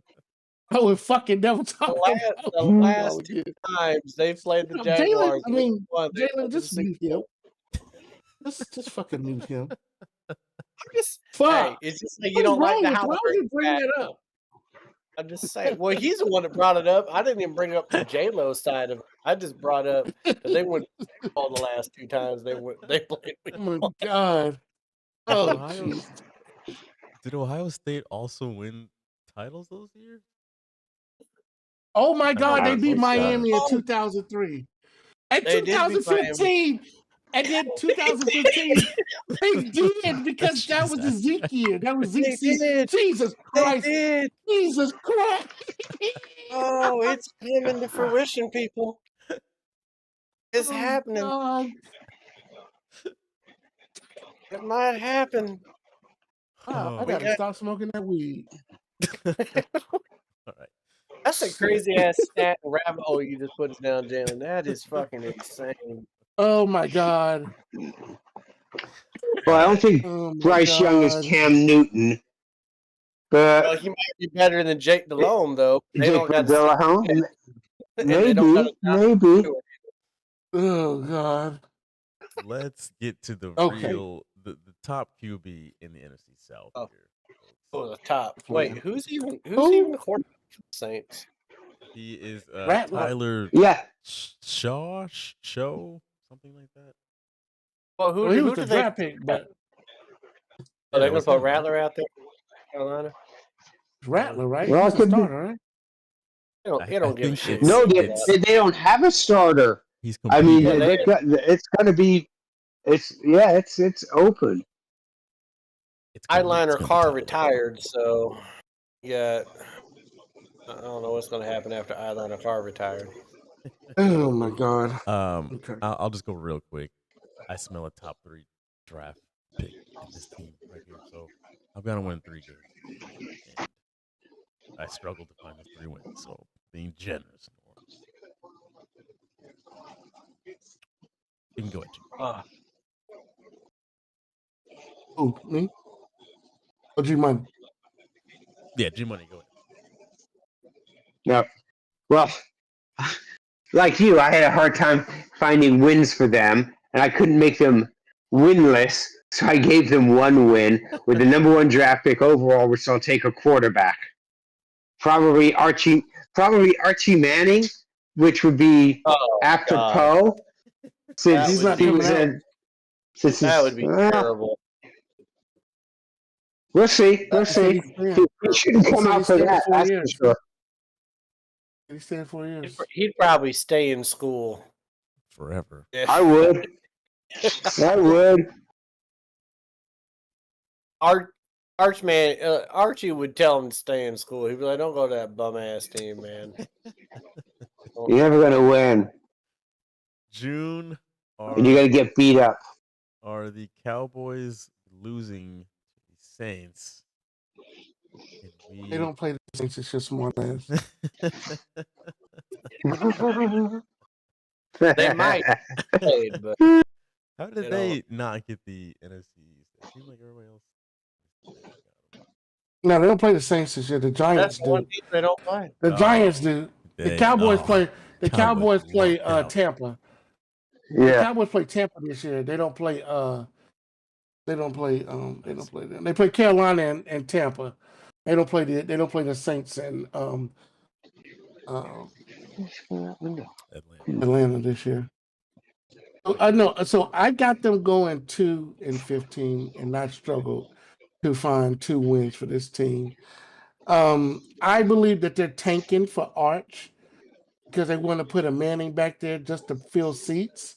I think that's the only thing they're doing. But if Arch has already said he's staying his senior year, so I think this team is going to tank for the next 2 years. So we're going to be talking about this again next year. So I got them going 2-15. They gave away all their best players, if you notice, besides Kamara. He's still there, but I think by training camp, he might be traded away. But other than that, they've gotten rid of their offensive line. They've gotten rid of their defensive line that they had last year. This team just totally gutted. So I see a 2-15 season for this team. Terrible. Mainland. I have a hard time. Every time I've ever picked a team to only win 2 games, they always win more. So I'm giving them 3 wins. They're gonna fuck around and luck into 1 win somewhere in the first 9 weeks. They're gonna find one where they win. I don't think they're gonna go 0-9. So somewhere between Arizona, San Francisco, Seattle, Buffalo, the Giants, New England, Chicago, Tampa, and the Rams, they'll win 1. Okay. I could see them splitting with Carolina. And I don't think it's outside the realm of impossibility that they beat the Jets in Tennessee at the end of the year. So I got them. I got them at 3 wins. But they're just bad. Mm-hmm. They're just bad. I mean, Alvin Kamara still on the team. The last time he was relevant, the Rams were cheating their way into a Super Bowl back in 2018 by mean mugging that guy on the sideline. They're just, I mean, shit. You want to talk about a team taking a fucking face dive after losing your quarterback and Drew Brees? I mean, at least Indianapolis found a way to prolong it, but getting other quarterbacks in there to keep them at least relevant a little bit before they wanted to jump off the deep end with Anthony Richardson. But Jesus, man, it's just odd. They went from being one of the darlings of the NFC to Drew Brees retiring, and they're like, fuck. Is Michael Thomas still on the roster with his bum ass toe? Is he still on the roster? I think they I don't. Yeah. I believe so. Believe so. I think he is with that bum ass toe. That man's had a hurt toe for 7 years. They'll probably start on the IR. And he's gonna be on the pup list again because of a big ass toe injury. But I mean, shit, man. I mean, they even brought back what's his name last year, and that didn't help. Jimmy Graham. They brought Jimmy Graham back last year. Then they tied in for a little bit. That didn't help. So yeah, they're gonna get 2-3 wins, but I'm gonna go with 3 because every time I say a team's gonna have 2 wins, they always win more than that. I'm at least gonna give them 3. He's gonna give them 3. But shit, one of the top 3 worst teams in the NFL. Sorry, I was trying to figure out. Michael. All right. Okay, that will do it for the NFC South predictions in the first half. Did you give your prediction, Jalen? Yeah, I went first at 3-14. Oh, it's at 3-14. Okay. I was trying to write. I will have to get Nestor's predictions so he can stay up to date, and we get everyone's on record. So there's that. But all right, we are going to go. Jesus, we're going to go to a break. When we come back, second half, I promise you folks, will be a lot shorter. It's just so we will be back in about 10 minutes.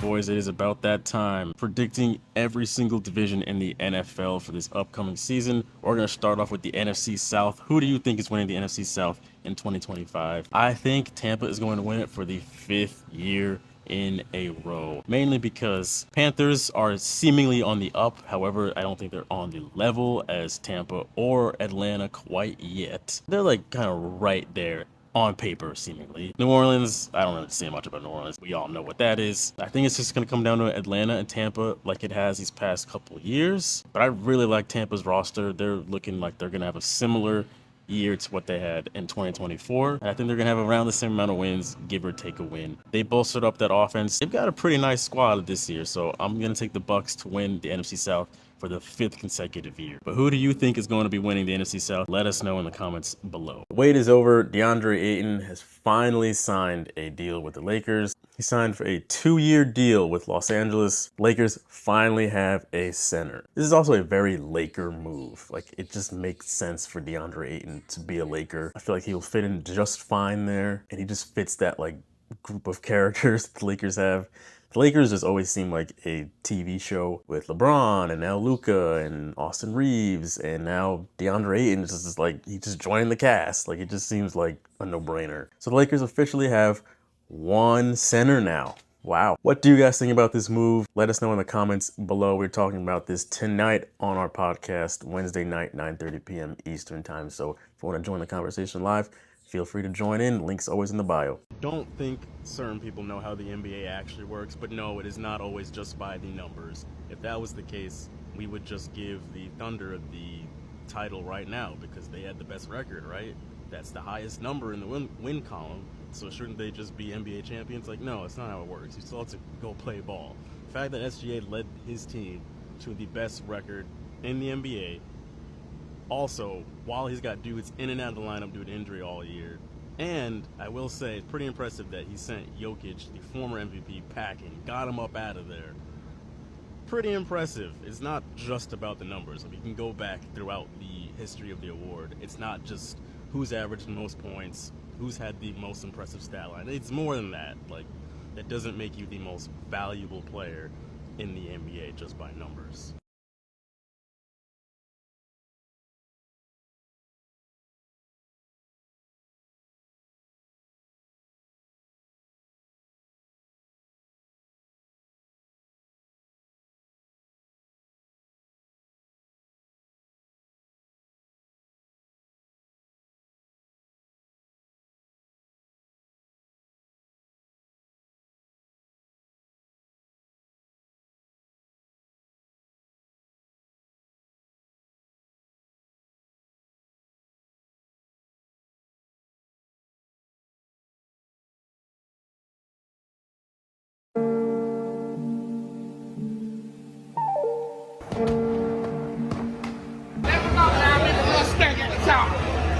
Fuck.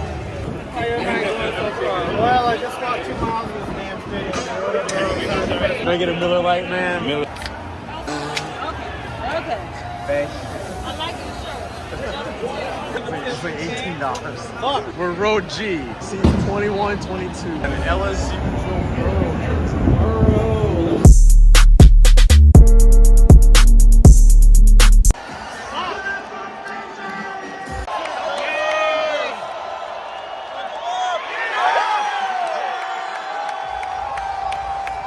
I apologize. Old drinks. It's You're good, you're good. I want to know what happened to Baltimore's defense. Bucks ain't this good. Incomplete. 3rd and goal. Technically, it's 101st.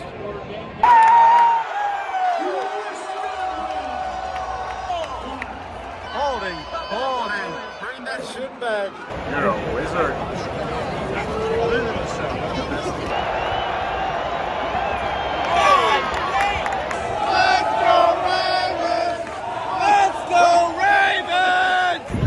$1 more would have gotten you a highlight. They conned us. They conned us into this. That's some bullshit. Excuse me, sir. There's a lot of elderly Ravens fans right here. Yes, the Baltimore Colts marching band back when they used to have a marching band. A lot of popcorn. Well, there goes our points. There goes our points. Why are you so mad, man? You're so angry.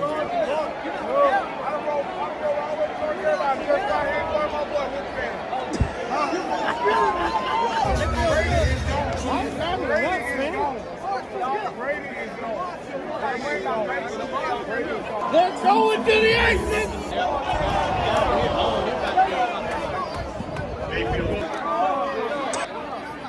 Henry on the carry. Pulled down by Levante David. Second and 11 at the 41.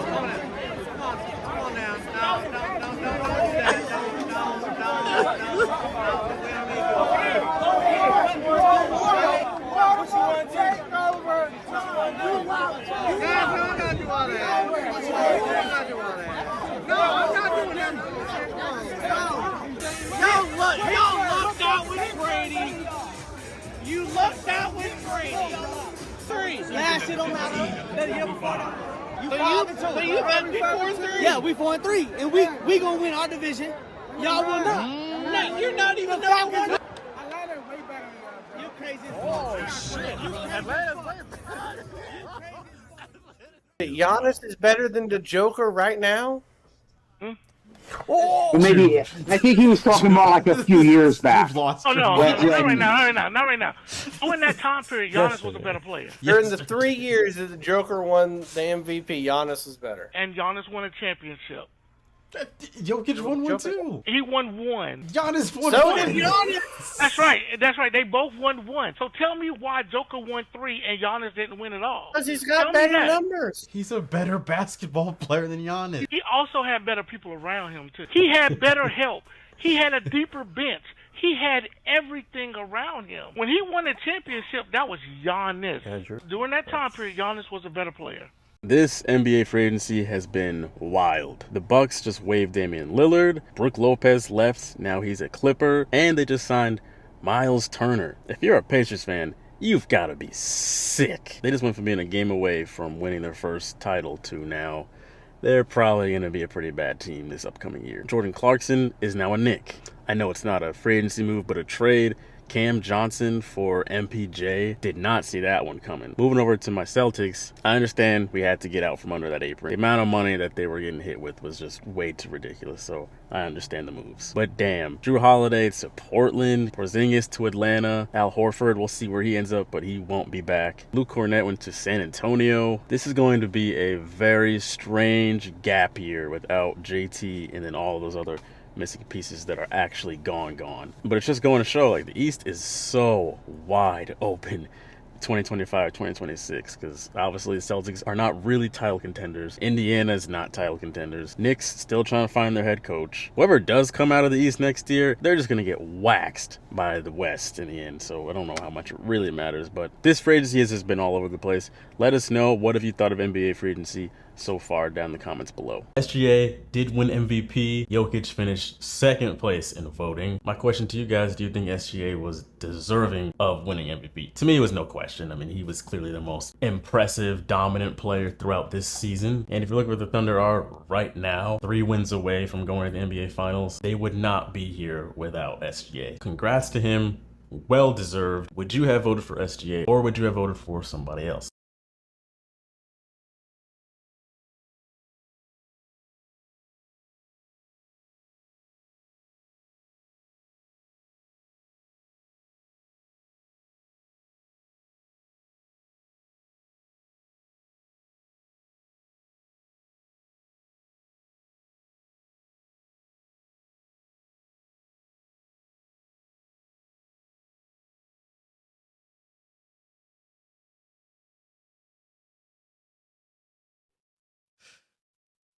Welcome back, folks. Welcome back to the second half of your favorite show on the internet.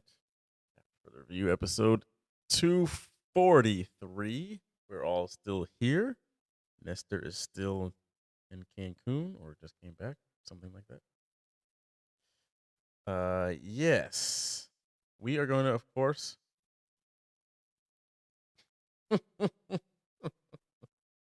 connecting.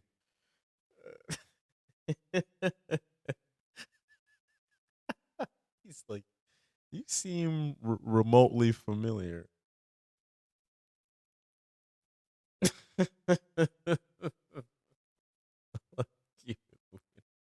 We're going to start off the second half with the cheers, as we always do. So,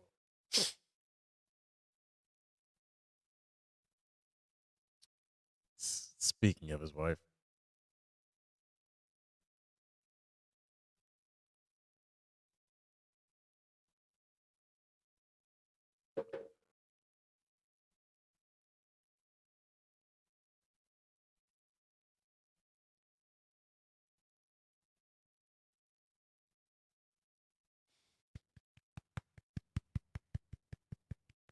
Golf clap. One of us made it.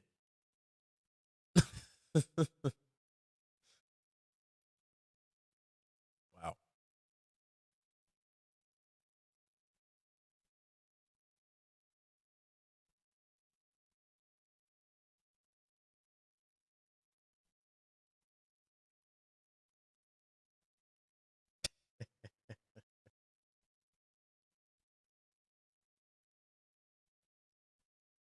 Oh Lord.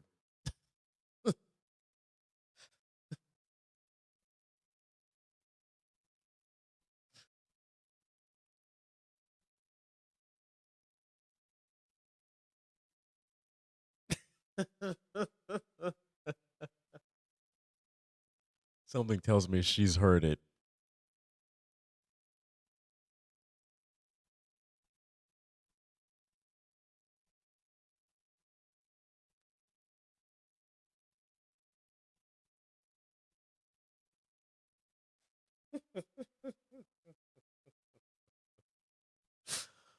Okay. Let's get into some comments. This is what you guys had to say over these past few days. Talking about NBA free agency, we will go there. Mr. Peters says he's excited for the Warriors. I don't really know who they signed, but I guess he's just optimistic. So, Corey Mills 98, he says. Corey says Turner's performance was sick. When needed him the most, he was garbage. So Corey is telling Miles Turner to go kick rocks and good riddance, which can't be mad at that.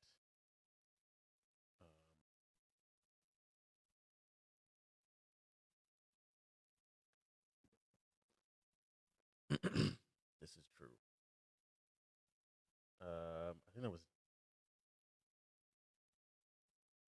wow. It's all good. Most of the comments this week came from the NFC South predictions. Let me just hop right into that. Some of these I had to approve. Okay, sorry. June starting it off with, of course, giving his Atlanta. Sorry, this was who's winning the NFC South. So June said Atlanta. If you're not following June on TikTok, by the way, be sure to do that. Only a couple more months till football season starts again. So better get in now. Tyson says, maybe if my Saints knew how to make a single fucking draft pick right now, I just love it so much when we pick Tyler Shaw over any other QB that could be 10 times better. Tyson, I'm sorry, sir. But you made this bed, and now you've got to lay in it.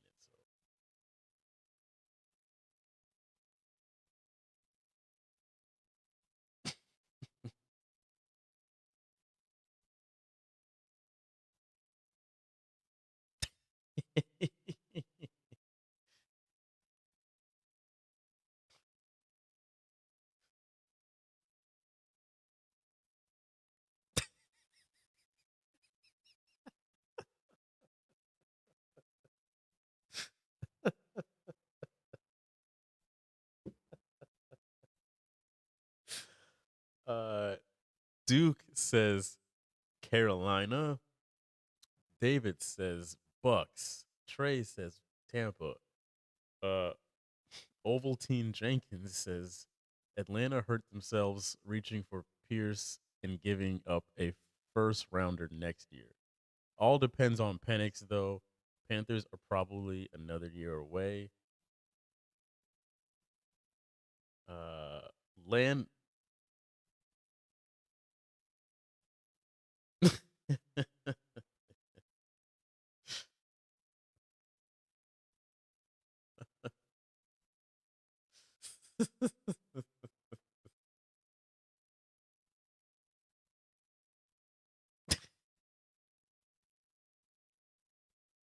So horseshoe.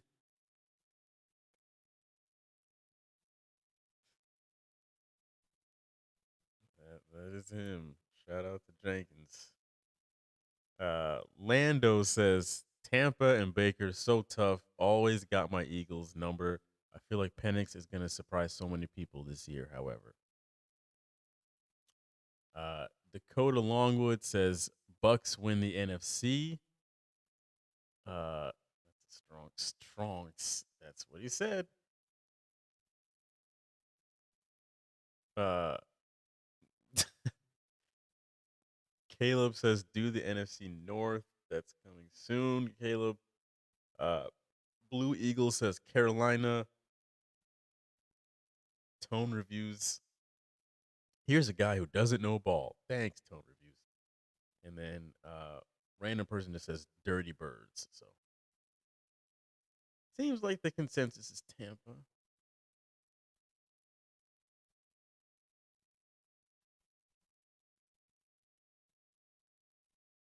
Yeah.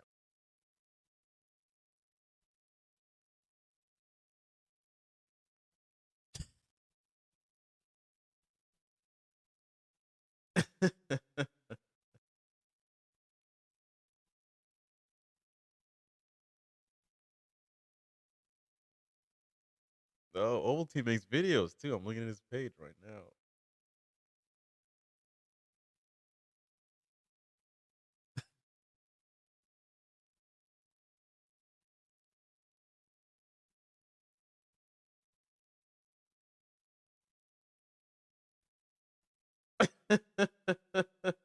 Maybe. uh, I will say he looks like he's probably around my age. He's white.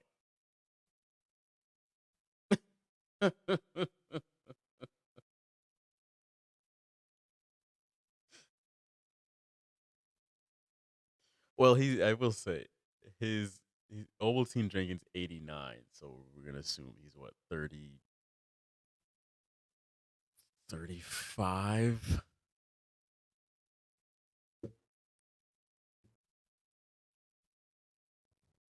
Shout out to Ovaltine Jenkins.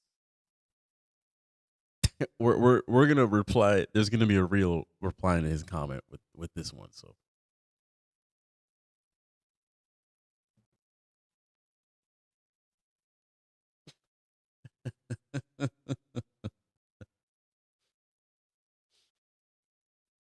All right, let's get to what's up with that. So, making its return every summer as it does. We each go around and name one thing that is bothering us in the world of sports, something we just can't keep in and need to get off of our chest from the last 7 days in the world of sports. So, would anybody like to volunteer and go first?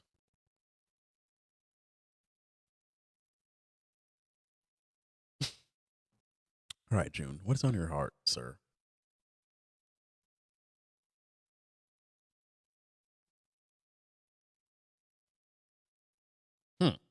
You're reaching deep down in the playbook. Also, G Money, you have frozen again, sir.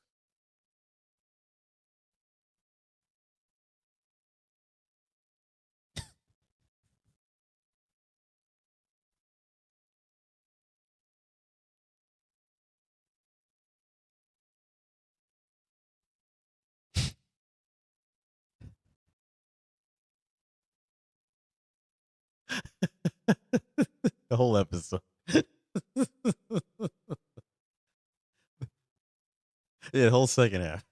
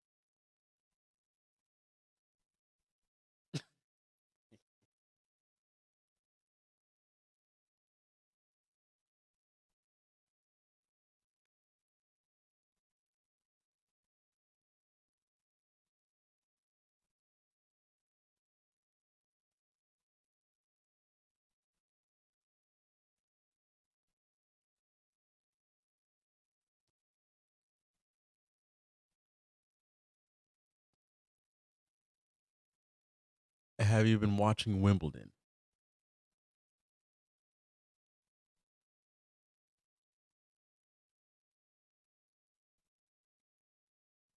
Are you satisfied with how that's been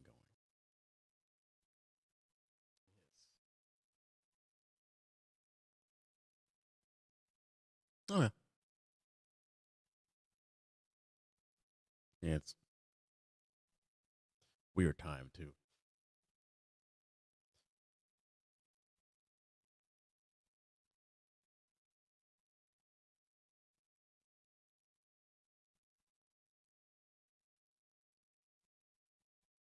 Buckle up.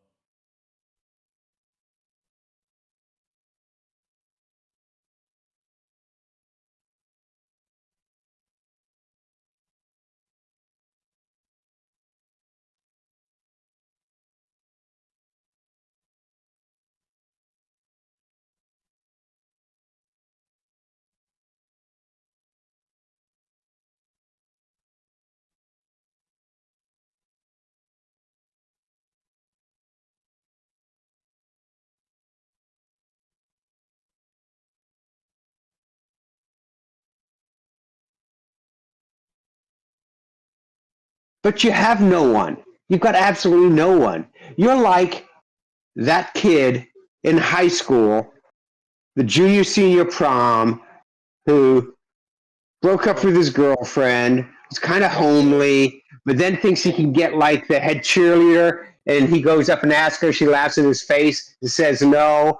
And you go to another cheerleader, she laughs at you too and says no.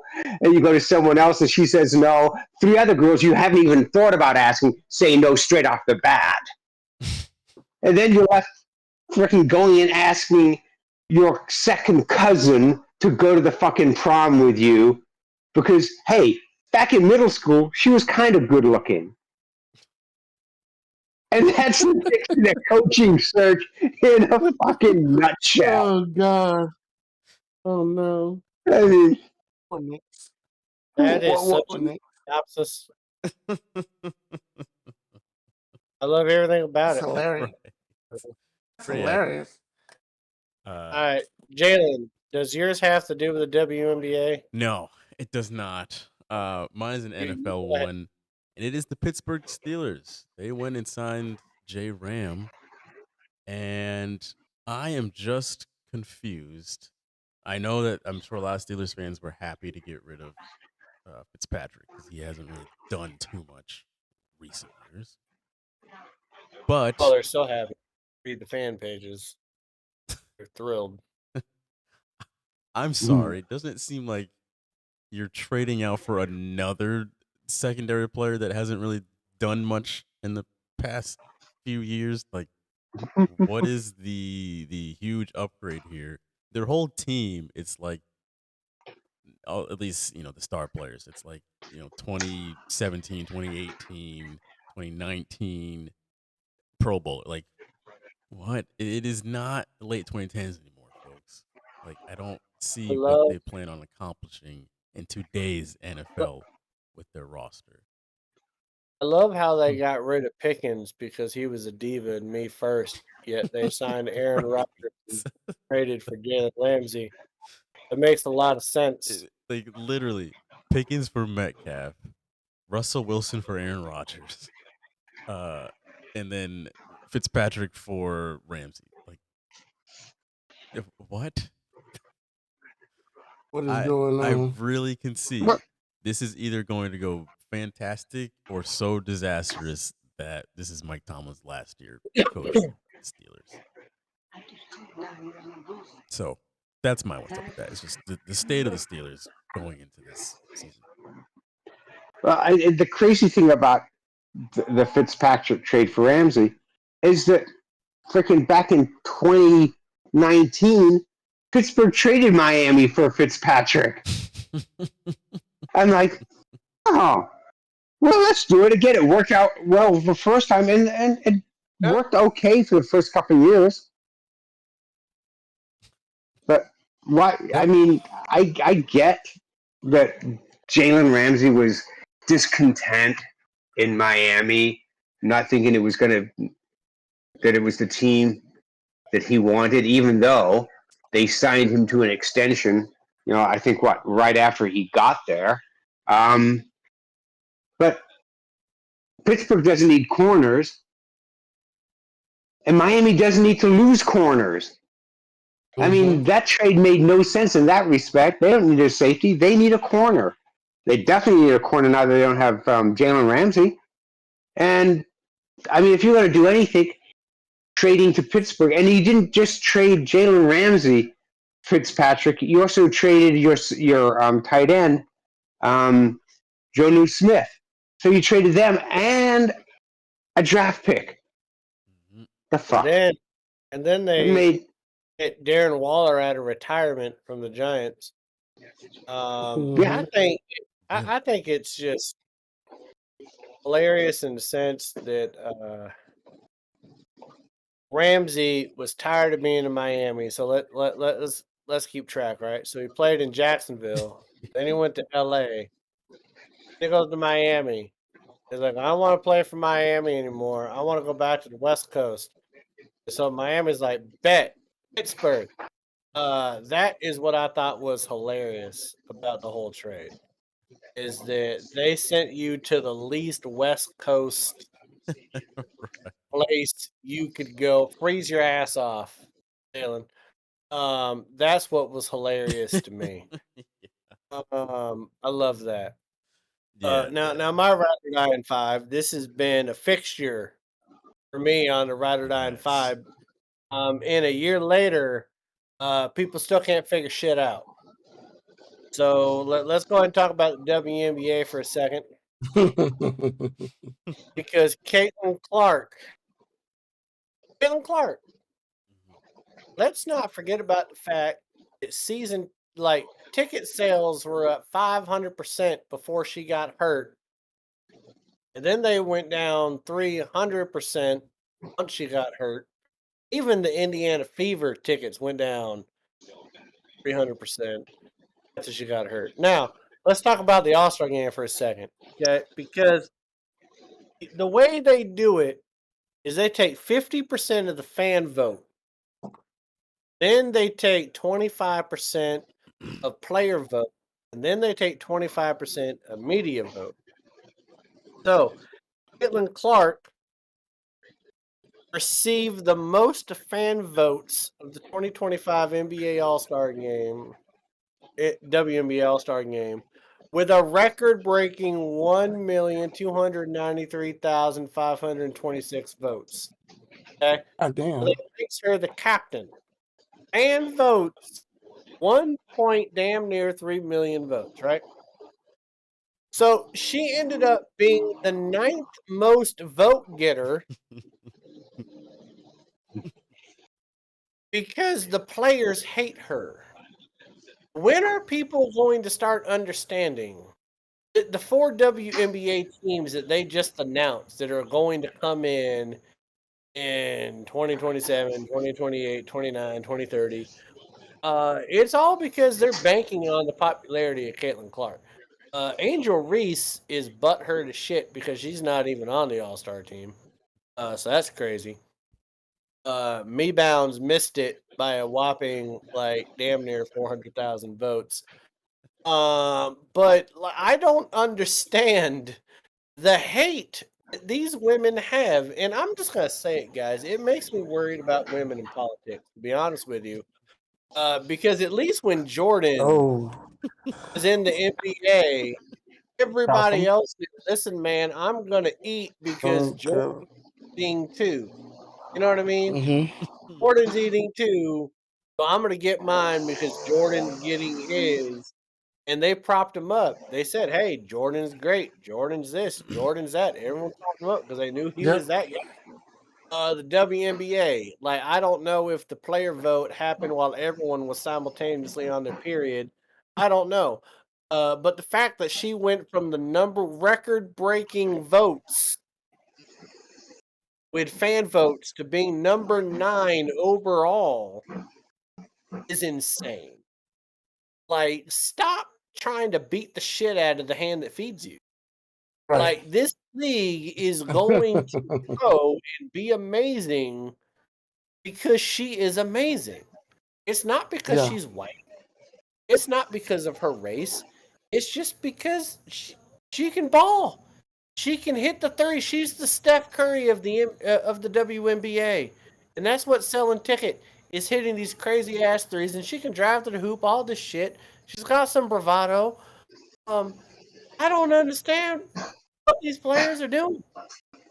I don't know why they hit her so much. They're all going to make more money because of her. Yeah. Stop it. It I makes agree. no sense.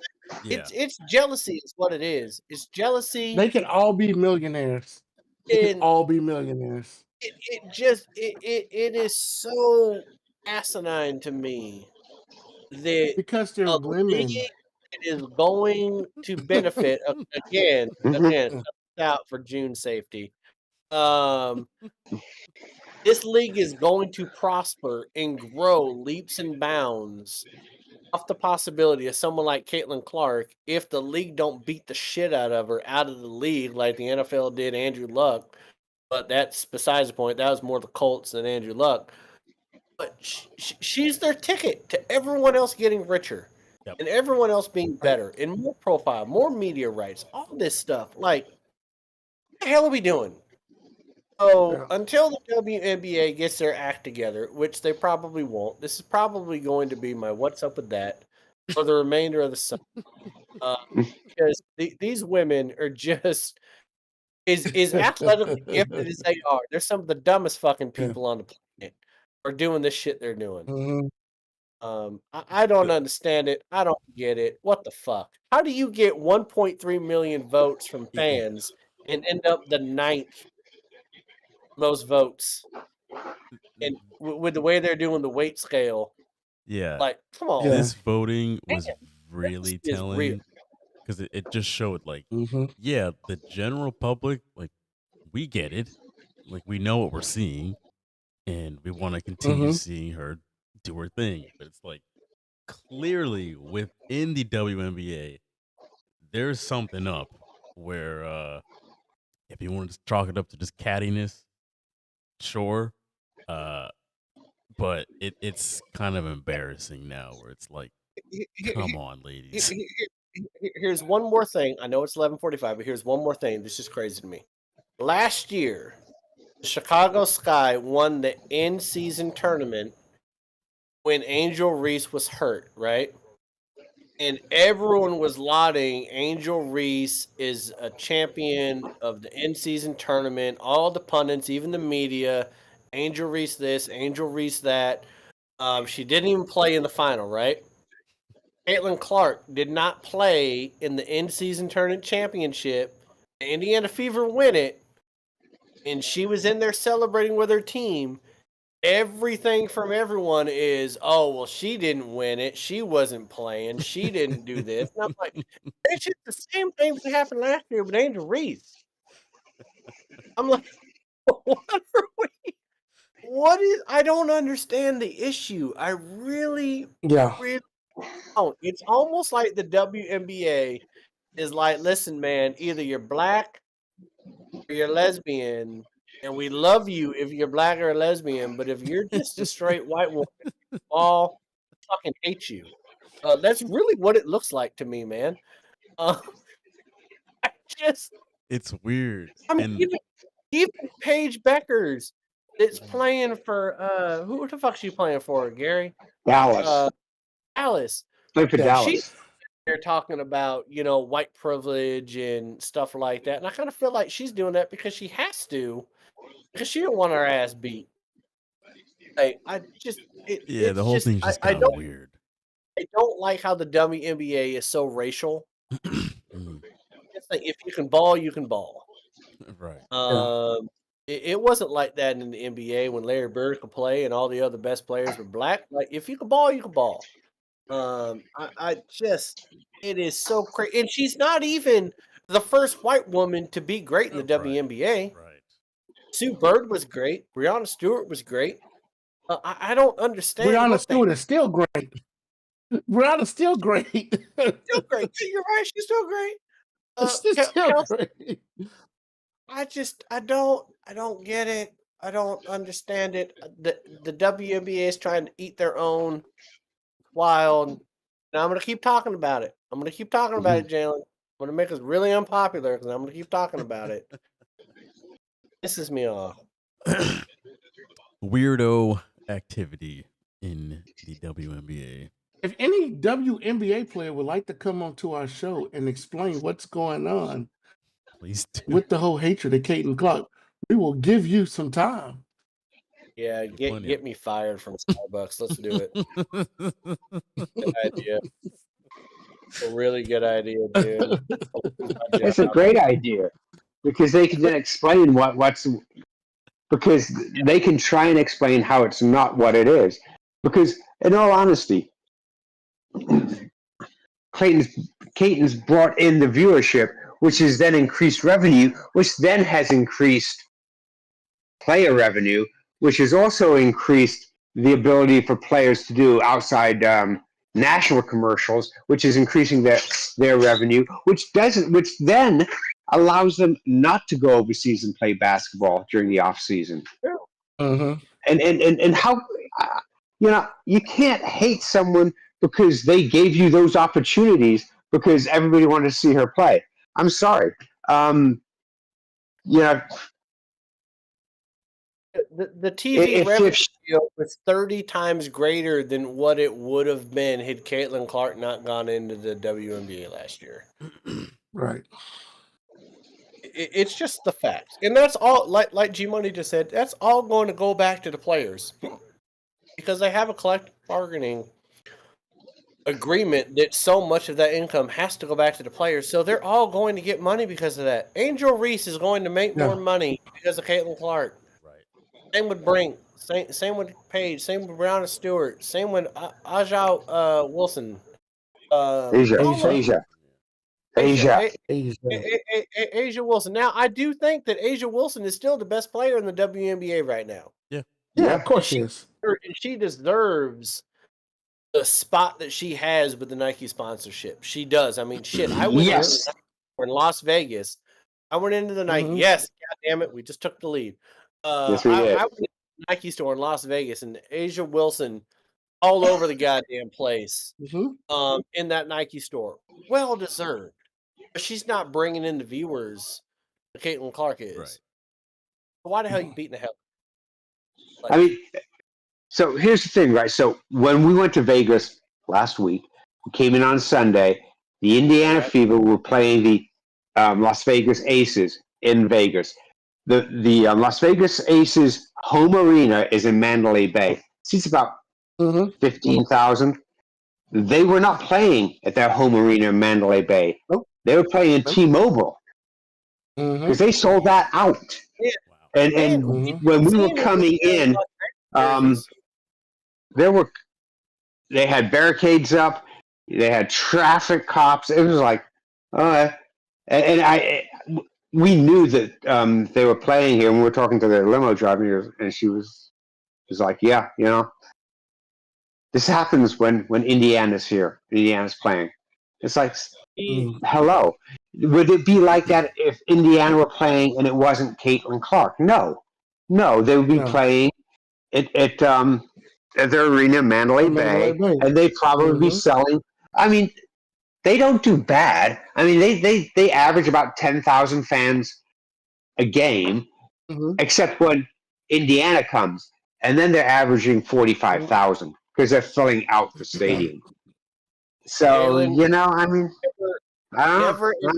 never in my life have I seen a man wearing a WNBA jersey until I was in Vegas, and I counted over 70 grown-ass men, some of them real grown, some pudgy-ass people, wearing Caitlin Clark jerseys.